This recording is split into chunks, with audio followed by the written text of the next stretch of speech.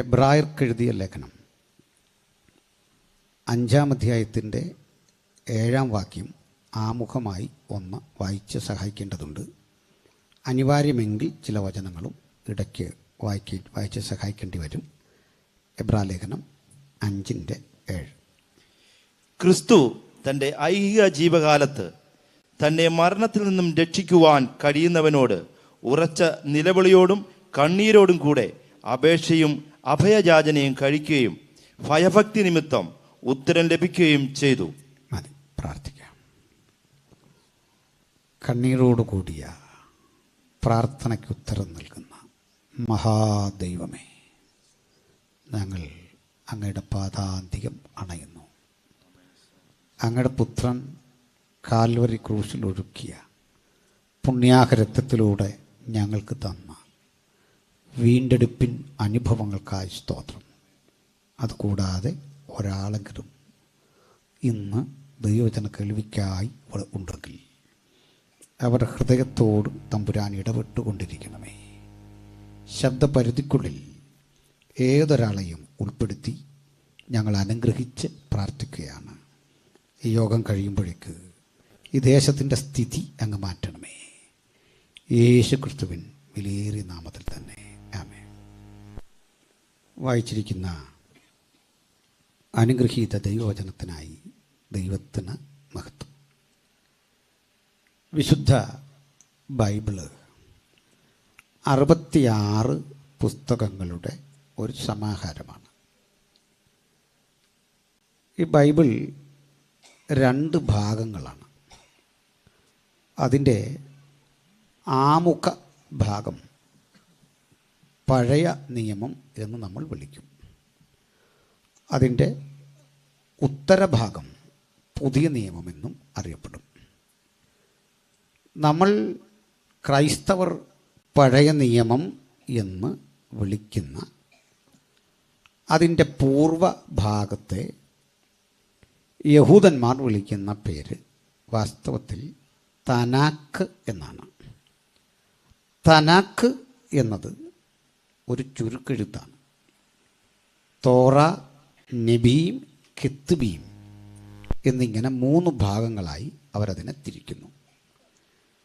തോറ എന്നാൽ ന്യായപ്രമാണം എന്നും, നെബീം എന്നാൽ പ്രവാചകന്മാരെന്നും, കെത്തുബീം എന്നാൽ സങ്കീർത്തനമടക്കമുള്ള വിജ്ഞാന സാഹിത്യങ്ങളെന്നും അർത്ഥം വരും.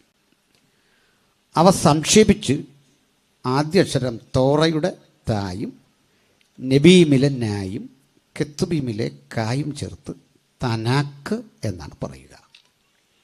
നമ്മൾ ജൂതന്മാരോട് സംസാരിക്കുമ്പോൾ തനാക്കിൽ നിന്ന് ഞാനൊന്ന് ഉദ്ധരിക്കട്ടെ എന്ന് ചോദിച്ചാൽ അർത്ഥം ഓൾഡ് ടെസ്റ്റമെൻറ്റിൽ നിന്ന് ഞാൻ സംസാരിക്കട്ടെ എന്നാകുന്നു.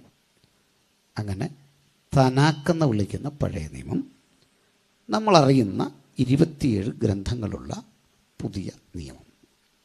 ഇതാണ് ബൈബിള്. ഈ വിശുദ്ധ ബൈബിൾ ലോകത്ത് തന്നെ ഏറ്റവും അധികം വായനക്കാരുള്ള ഗ്രന്ഥമാണ് എന്ന് നമുക്കറിയാം.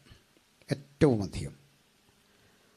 അത്രയും വായനക്കാർ അതിനുണ്ടാകാനുള്ള കാരണം ഇത് അപ്രാപ്യമായ ഒരു ഭാഷയോ സാഹിത്യമോ ഉപയോഗിച്ചല്ല വിരചിതമായിട്ടുള്ളത് എന്നാണ്.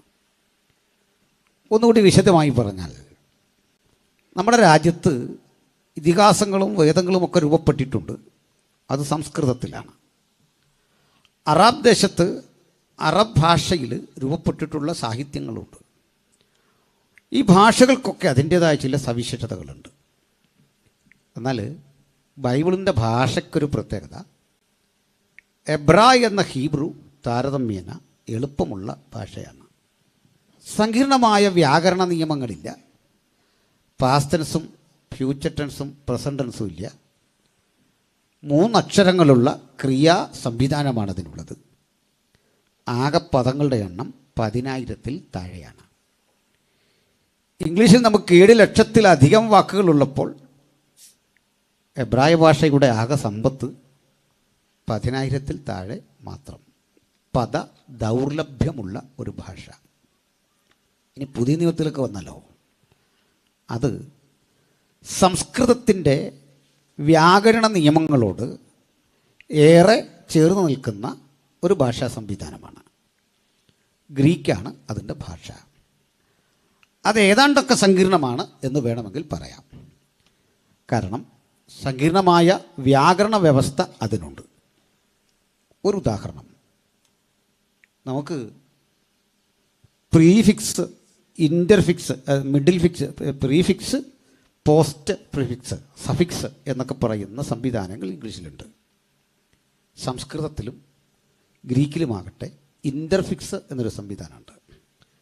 മാത്രമല്ല വളരെ മറ്റ് ഭാഷകളിലൊന്നും കാണാത്ത ചില ഭൂതകാല പ്രയോഗങ്ങൾ, എയർസ്റ്റ് 1, എയർസ്റ്റ് 2 എന്നൊക്കെ പറയുന്ന അത്ര പെട്ടെന്ന് പിടിതരാത്ത ഒരു വ്യാകരണ നിയമം പൊതുനിയമത്തിൻ്റെ ഭാഷക്കുണ്ട്. പക്ഷെങ്കിൽ ഇതിനൊരു ഗുണമുണ്ടായിരുന്നു. ഇന്ന് ഇംഗ്ലീഷ് പോലെ ലോകത്ത് അന്ന് ഉപയോഗിച്ചു കൊണ്ടിരുന്ന ഒരു ഭാഷയായിരുന്നു ഇത്. ഇന്ന് ഇംഗ്ലീഷ് പോലെയായിരുന്നു ഒരിക്കൽ Greek. In the ancient world Greek was the lingua franca. ഗ്രീക്കായിരുന്നു മുഖ്യ സമ്പർക്ക ഭാഷ. അപ്പോൾ ആ ഭാഷയിൽ എഴുതുമ്പോൾ ആർക്കും ഇത് വായിക്കാം. ഇന്ന് ഇംഗ്ലീഷ് പോലെ അതിന് റെസ്ട്രിക്ഷൻ ഇല്ല, ആർക്കും വായിക്കാം. അതാണ് ഈ ഭാഷ, ഈ ബൈബിളിൻ്റെ പ്രത്യേകത. ആർക്കും എന്ന് പറഞ്ഞാൽ അതിൻ്റെ അർത്ഥം ഞാൻ ഒന്നുകൂടി വിശദീകരിക്കാം. ഏതാനും നാളുകൾക്കപ്പുറത്ത് ഞങ്ങൾ സുവിശേഷ പ്രചരണാർത്ഥം വയനാട്ടിലായിരുന്നു. വയനാടിൻ്റെ പല ഇടങ്ങളിലൂടെ സഞ്ചരിച്ച് അവസാനം പ്രസിദ്ധ ആക്ടിവിസ്റ്റായ CK ജാനുവിൻ്റെ വീട്ടിലെത്തി. അവർക്ക് ഒരു ബൈബിൾ കൊടുക്കുകയും അവരുടെ ജീവചരിത്രം ഉൾപ്പെടെയുള്ള ആത്മകഥ DC പ്രസിദ്ധം ചെയ്യുന്ന ആത്മകഥയുടെ കോപ്പി എനിക്ക് തരികയും ചെയ്തു. ഈ ഗ്രന്ഥം വളരെ ആദരവോടെ അവർ കൈപ്പറ്റി. ആ ഗ്രന്ഥം അവരിലേക്ക് കൊടുക്കുമ്പോൾ ആ മാന്യ സഹോദരി മത പരിവർത്തനത്തെപ്പറ്റി ആദിവാസി മേഖലകളിൽ ഞങ്ങളൊക്കെ ചെന്ന് അവരെ മതം മാറ്റുന്നു എന്നുള്ള ഒരു പരിഭവം തുറന്നു പറയാതിരുന്നില്ല, പറഞ്ഞു. ഞാൻ സൗമ്യനായി അതൊക്കെ കേട്ട ശേഷം ഒരു ചോദ്യം ചോദിച്ചു. മാഡം, നിങ്ങളുടെ ഒരു വലിയമ്മച്ചി ഞങ്ങളുടെ കൂടെ ഉണ്ട്, അറിയാമോ? അയ്യോ അറിയാമല്ലോ. അമ്മച്ചി ക്രിസ്തീയ വിശ്വാസമൊക്കെ സ്വീകരിച്ചു പോയി. ആ അമ്മച്ചിക്കൊരു പ്രത്യേകത ഉണ്ടായിരുന്നു. അവർ ആരാധനയ്ക്ക് ദീർഘദൂരം പോകണം, ദീർഘദൂരം കാട്ടിലൂടെ പോകണം. ഈ പോകുന്ന വേളയിൽ അമ്മച്ചിയുടെ ഹസ്ബൻഡ്, അവിടുത്തെ അപ്പച്ചനെ, ഈ വയനാട്ടിലൊരു ആന ഇങ്ങനെ തുമ്പിക്കൈയിൽ ഇങ്ങനെ വളഞ്ഞു പിടിച്ച് നിലത്തടിക്കാൻ തുടങ്ങി. അമ്മച്ചി അടുത്ത് കണ്ട ഒരു ചുള്ളിക്കമ്പ് ചവിട്ടി ഒടിച്ചിട്ട് പറഞ്ഞു, വെക്കടാ അവിടെ എന്ന് പറഞ്ഞു. നീ ആരോടാ കളിക്കുന്നറിയാവൻ ചോദിച്ചു. വടി കൊണ്ട് ആനയെ തല്ലാൻ ചെന്നു. എല്ലാവരെയും അമ്പരപ്പിച്ചുകൊണ്ട് ആന അലറിക്കരഞ്ഞ് കാട്ടിൽ കയറി.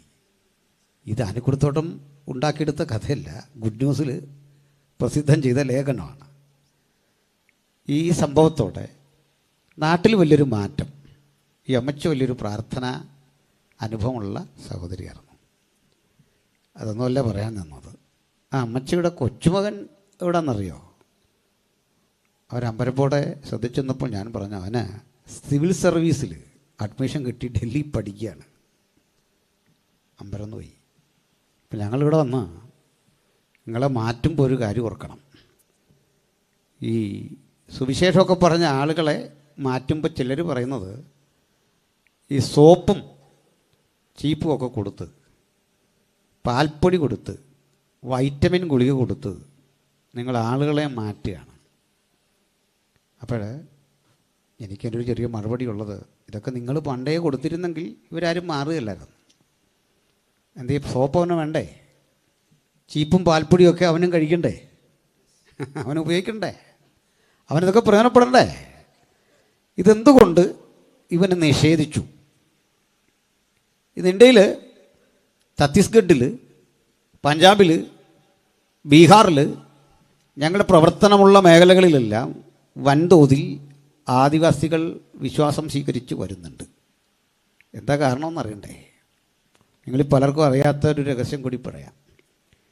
ആദിവാസി സഹോദരങ്ങൾ യേശുവിനെ രക്ഷിതാവായി സ്വീകരിച്ചു എന്ന് കരുതി അവരുടെ സംവരണമൊന്നും പോവില്ല. മനസ്സിലായല്ലോ? എന്നാൽ SC ആണ് സ്വീകരിക്കുന്നതെങ്കിൽ അവരുടെ സംവരണം നഷ്ടപ്പെടും. അതാണ് നിലവിലുള്ള പരിതസ്ഥിതി. പക്ഷേ ഈ ആദിവാസി സഹോദരങ്ങളെ കണ്ടിട്ട് ആളുകൾ പറയും, ദാ പാതിരിമാർ വന്നിരിക്കുന്നു, നിങ്ങളുടെ ആനുകൂല്യങ്ങളൊക്കെ നഷ്ടപ്പെടും, നിങ്ങൾ ഒന്നുമില്ലാത്തവരെ പോലെ ആകും, ഇതൊക്കെ പറയും. സത്യം തുറന്നു പറയാമല്ലോ, അവർക്കെന്തെങ്കിലും കൊടുക്കാനുള്ള ശേഷി നമുക്കും ഇല്ല. അതൊരു സത്യമാണ്. ഒരു നേരം ആഹാരമോ അത്യാവശ്യം ഒരു കാര്യമൊക്കെ ചെയ്യാൻ സൗഹൃദത്തിൻ്റെ പേരിൽ പറ്റിയെന്ന് വന്നേക്കാം. പക്ഷേ പണമൊക്കെ കൊടുത്ത് ഈ ആളുകളെ മാറ്റേണ്ട ഒരു പരിസ്ഥിതി നിലവിലില്ല. അത് നിയമവിരുദ്ധവുമാണ്, വചനവിരുദ്ധവുമാണ്, ബൈബിളിന് പോലും എതിരാണത്. അങ്ങനെ അത് നിർബന്ധ ബുദ്ധികൾ ചെയ്യേണ്ടതല്ല. എൻ്റെ മകന് ഈ വർഷം സ്നാനപ്പെടാൻ സന്നദ്ധനായിരുന്നു. എന്താ വൈഫ് അവനോട് പറഞ്ഞു, നല്ലതാണ്, പക്ഷെ ചാടിക്കയറി ഇപ്പോൾ സ്നാനപ്പെടണ്ട, വളരെ പ്രാർത്ഥിച്ച് ഒരല്പം കൂടെ വെയിറ്റ് ചെയ്യും. ഇതിപ്പോൾ ഓടി ഒരാൾ വന്നു പറഞ്ഞാൽ പെട്ടെന്ന് ചെയ്യാൻ പറ്റുന്ന കർത്തവ്യമൊന്നും അല്ലത്. കുറേ ചടങ്ങുകൾ, ചില കടമ്പകൾ അതിനുണ്ട്. അതാ വാസ്തവം. ആ കുഞ്ഞോടെ തിരുന്നാട്ടെ, ഓടി നടക്കരുത്, അവിടെ കയറിയിരി, അവിടെ ഇരുന്നാട്ടെ, അങ്ങോട്ടും ഇങ്ങോട്ടും പോകല്ലേ, എവിടെയെങ്കിലും വന്നിരിക്കുക. സ്ഥാനം ഉറപ്പിച്ചോ? തീരുമാനമായോ? അതിനും പോകല്ലേ. ഇനി ആരും സ്റ്റേജിലേക്കും വരരുത്, ഇവിടുന്ന് ആരും പോകരുത്. ഈ പോകുകയോ വരികയോ ചെയ്യുന്നതിലല്ല പ്രശ്നം. ചില ആളുകൾ ഈ യോഗം വിട്ടു പോകുന്ന കണ്ടു കഴിഞ്ഞാൽ ഈ വിരണ്ട കാള പാത്രക്കടയിൽ നിന്ന് ഇറങ്ങിപ്പോകുന്ന പോലെയാണ്. പാത്രം വിൽക്കുന്ന കടയ്ക്കകത്ത് നിന്ന് ഒരു കാള വിരണ്ട ഒഴിയാൽ എങ്ങനെ ഇരിക്കും? ഈ സൗണ്ടാണ്. ഇടിച്ച് തകർത്തും തരിപ്പണമാക്കി. കുഞ്ഞങ്ങനൊന്നും അല്ല, കുഞ്ഞ് ശാന്തമായിട്ടായിരുന്നേ, എന്നാലും അലോസരപ്പെടുത്തും. അവിടെ ഇരുന്നാണ് ആ ഫ്രണ്ട് നില ഇരിക്കുന്ന കക്ഷി ഇങ്ങോട്ട് നോക്കിയ ചിന്നമ്മ, ഇങ്ങോട്ട് സന്തോഷിൻ്റെ മോള് ഇങ്ങോട്ട് നോക്ക്. ഈ സന്തോഷിൻ്റെ മോളാ ഞാൻ എങ്ങനെയാണ് കണ്ടുപിടിച്ചെന്നോ? അങ്ങനെ പിന്നെ പറയാം. അവിടെ അനങ്ങായിരുന്നോണം. സ്തോത്രം. ശ്രദ്ധിച്ചിരിക്കുക എല്ലാവരും. അപ്പോൾ ഈ പണം കൊടുത്തു മാറ്റി എന്നൊക്കെ പറയുന്ന ആ സ്ഥലത്തെ യഥാർത്ഥ ചിത്രം നിങ്ങളോടൊന്ന് പങ്കിടാനാണ്. ഞങ്ങൾക്ക് ഇത്തരം ഒരു സ്ഥലം കിട്ടിയാൽ ഞങ്ങളൊരു സ്കൂൾ ആരംഭിക്കും. അവരെ ഇംഗ്ലീഷ് പഠിപ്പിക്കും, അവരെ മാതൃഭാഷ പഠിപ്പിക്കും, ചരിത്രവും പൗരധർമ്മവും പഠിപ്പിക്കും, നിയമം പഠിപ്പിക്കും. ഇതിനെല്ലാം അപ്പുറത്ത് മാന്യമായ വസ്ത്രം ധരിക്കാനും ഭക്ഷണം പാകപ്പെടുത്തി നല്ല നിലയിൽ കഴിക്കാനും ഒക്കെ അവരെ പഠിപ്പിക്കും. അതൊക്കെ ഞങ്ങളുടെ ജോലി. അങ്ങനെ ഒരു 10 കൊല്ലം കഴിയുമ്പോൾ ഇവർ SSLC ഒക്കെ പാസ്സാവും. അല്പം കൂടെ മിടുക്കന്മാർ +2 പാസ്സാവും. ചിലർ ഡിഗ്രിയും പാസ്സാവും. നമുക്കറിയണ്ടേ, ഒരു ST ഇതൊക്കെ പാസ്സായ സ്ഥിതി വേറെയാണ്. പെട്ടെന്ന് ജോലി കിട്ടും. പോലീസായിട്ടോ അല്ലെങ്കിൽ മറ്റേതെങ്കിലും സേവന മേഖലയിലോ മിടുക്കന്മാർ പെട്ടെന്ന് പ്രൊമോഷൻ കിട്ടി ഉയരും. അത് രാജ്യ നിയമം കൂടാണ്. ഔദാര്യമൊന്നുമല്ല കേട്ടോ, അറിയും, രാജ്യ നിയമമാണ്. ഇതെന്തിനുള്ളതാണ് ഈ സംവരണം എന്ന് പറയണ്ടേ? ചിലർക്ക് അതിനെപ്പറ്റി അറിയില്ല. അത് മാർക്ക് കുറഞ്ഞവനെ ഒരു സ്ഥാനത്താക്കാനുള്ള വിധിയൊന്നുമല്ല. ജനസംഖ്യാനുപാതികമായ പാർട്ടിസിപ്പേഷൻ രാജ്യനിർമ്മിതിയിൽ അവനും കിട്ടണം. അതിനുവേണ്ടി വളരെ വീക്ഷണത്തോടു കൂടി ഉണ്ടാക്കിയ സംഭവമാണ്. ഇപ്പോൾ എന്ത് പറ്റുമെന്ന് അറിയണ്ടേ? പഴയ പോലെ കഞ്ചാവ് പൊതി വിൽക്കാൻ ആളെ കിട്ടത്തില്ല. പഴയ പോലെ കാളെ കൊണ്ട് കണ്ടെത്തി പണിയെടുക്കാൻ ആളെ കിട്ടത്തില്ല. ഭൂവുടമകളായ അവിടുത്തെ സെമീന്ദാർമാർ ആളുകൾക്ക് ഇടയിലേക്ക് ഇറങ്ങിയിട്ട് ഇവരിൽ തന്നെ ഒരുപറ്റ ആളുകളെ ഉപയോഗിച്ചുകൊണ്ട് അവർക്ക് കള്ളും കഞ്ചാവും ഒക്കെ കൊടുത്ത് മതപരിവർത്തനം നടത്തുന്നു എന്ന് ഒരു ഖ്യാതി അഴിച്ചുവിട്ട് അവരുടെ പുരോഗതിയെ തടയും. ഇതാണ് സ്ഥിതി. ഞാൻ അല്പം കൂടെ ഒന്ന് പറഞ്ഞ് ഉള്ളടക്കത്തിലേക്ക് വരാം. നിങ്ങൾ ചിലരെങ്കിലും എൻ്റെ ഒരു ചാനച്ചർച്ച ശ്രദ്ധിച്ചിട്ടുണ്ടാകും. ആ ചാനച്ചർച്ചയിൽ ബഹുമാനായ ജോൺ ബ്രിട്ടാസ് ഒരു ചോദ്യം ചോദിക്കുന്നുണ്ട്. നിങ്ങൾ ഈ ആളുകളെ ഹല്ലേലൂയായും സ്തോത്രവും ഒക്കെ പറഞ്ഞ് ഇങ്ങനെ കൂട്ടി വാസ്തവത്തിൽ വഞ്ചിക്കുകയല്ലേ ചെയ്യുന്നത്? അന്ധവിശ്വാസം പ്രചരിപ്പിക്കുകയല്ലേ നിങ്ങൾ ചെയ്യുന്നത്?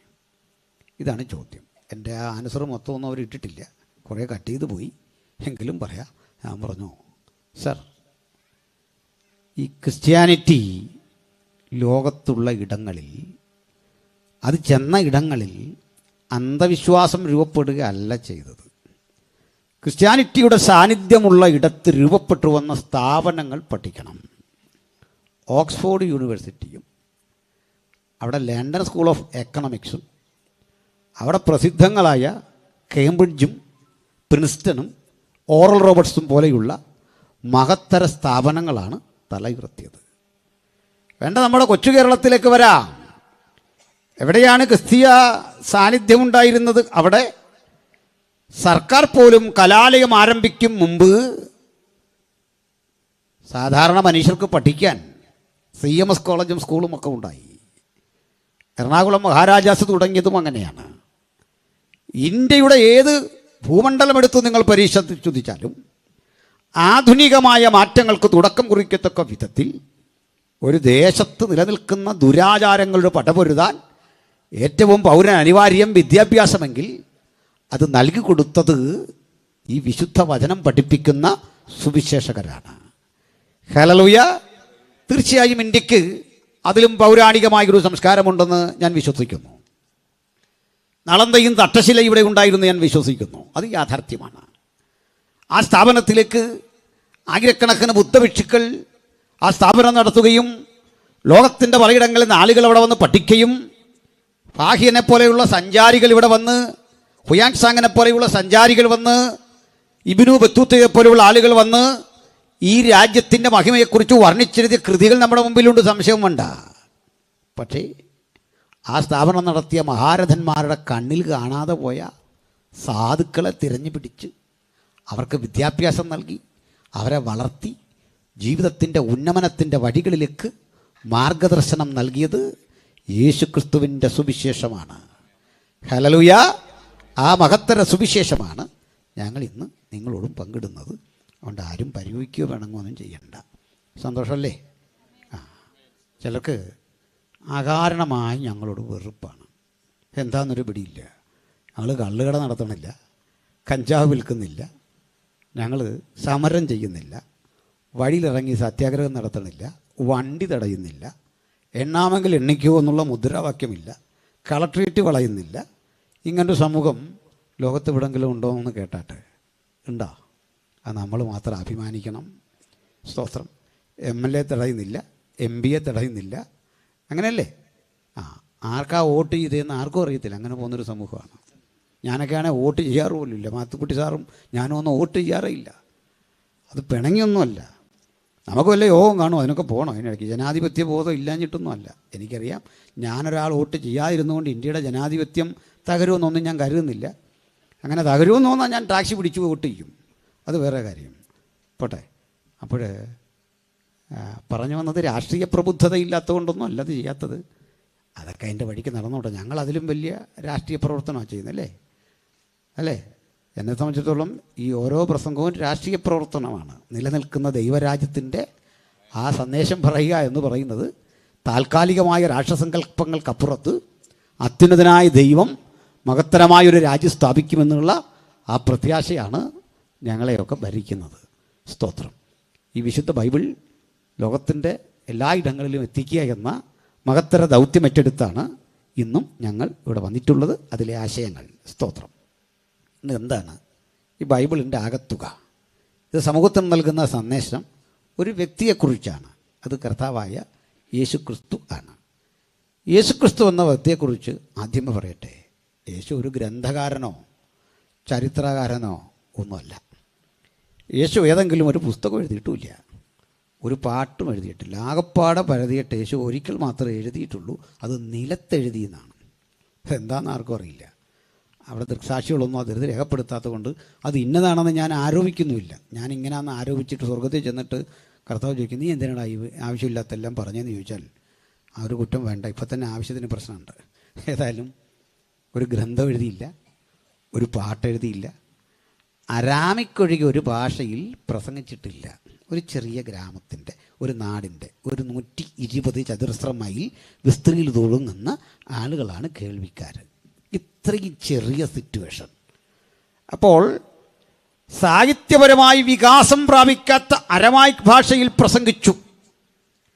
സ്വന്തം ഒത്തുകൂടുവാൻ ഒരു സ്ഥലമില്ല. തനിക്കൊപ്പം നിലനിൽക്കാൻ വിശാലമായ ശിഷ്യവൃന്ദങ്ങളില്ല. കടം വാങ്ങിയ ഒരു കഴുതയുടെ പുറത്ത് സഞ്ചരിച്ചു. അത്യാവശ്യ ഘട്ടത്തിൽ കടം വാങ്ങിയ ഒരു വീട്ടിൽ വിരുന്ന് നടത്തി. എന്തിന്? കടം വാങ്ങിയ ഒരു കല്ലറയിൽ മരിച്ചടക്കപ്പെട്ടു.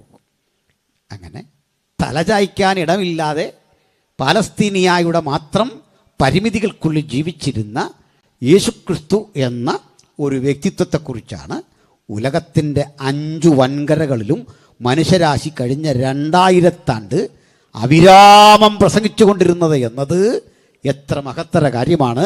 ആ കർത്താവായ യേശുക്രിസ്തുവിനെയും അവിടുത്തെ മഹത്തരമായ സുവിശേഷവും ആമുഖമായി ഉയർത്തിക്കാട്ടിക്കൊണ്ട് അതിൻ്റെ സന്ദേശം ഞങ്ങൾ ഇങ്ങനെ പ്രസ്താവിക്കട്ടെ: മറ്റൊരുത്തലും രക്ഷയില്ല.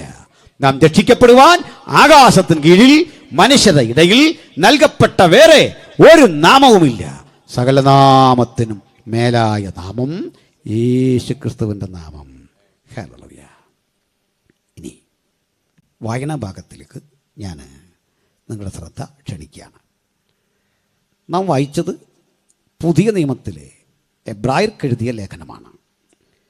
ഞാൻ ആമുഖം പറഞ്ഞത് ഈ എബ്രായർക്കെഴുതിയ ലേഖനം വാസ്തവത്തിൽ ഏകദേശം 100-ലധികം പഴയ നിയമ ഉദ്ധരണികൾ കൊണ്ട് സമ്പന്നമാണ്. നമ്മൾ ബൈബിളിൽ കൊരിന്ത്യർക്ക് എഴുതിയത്, റോമർക്ക് എഴുതിയത്, കൊലോസ്യർക്ക് എഴുതിയത് എന്നൊക്കെ കാണുന്നത് പോലെയുള്ളൊരു ടൈറ്റിലല്ല എബ്രായർക്ക് എഴുതിയത് എന്ന് പറഞ്ഞാൽ. എബ്രായർ എന്ന ഈ പദത്തിൻ്റെ ശരിക്കുള്ള അർത്ഥം ഒരു ദേശീയതയുടെ പേരാണ്. എബ്രായർ ഒരു ദേശീയത, മലയാളികൾക്ക് എന്ന് പറയുന്നത് പോലെ ഒരു ദേശീയത, ഒരു ഭാഷ സംസാരിക്കുന്ന ജനത.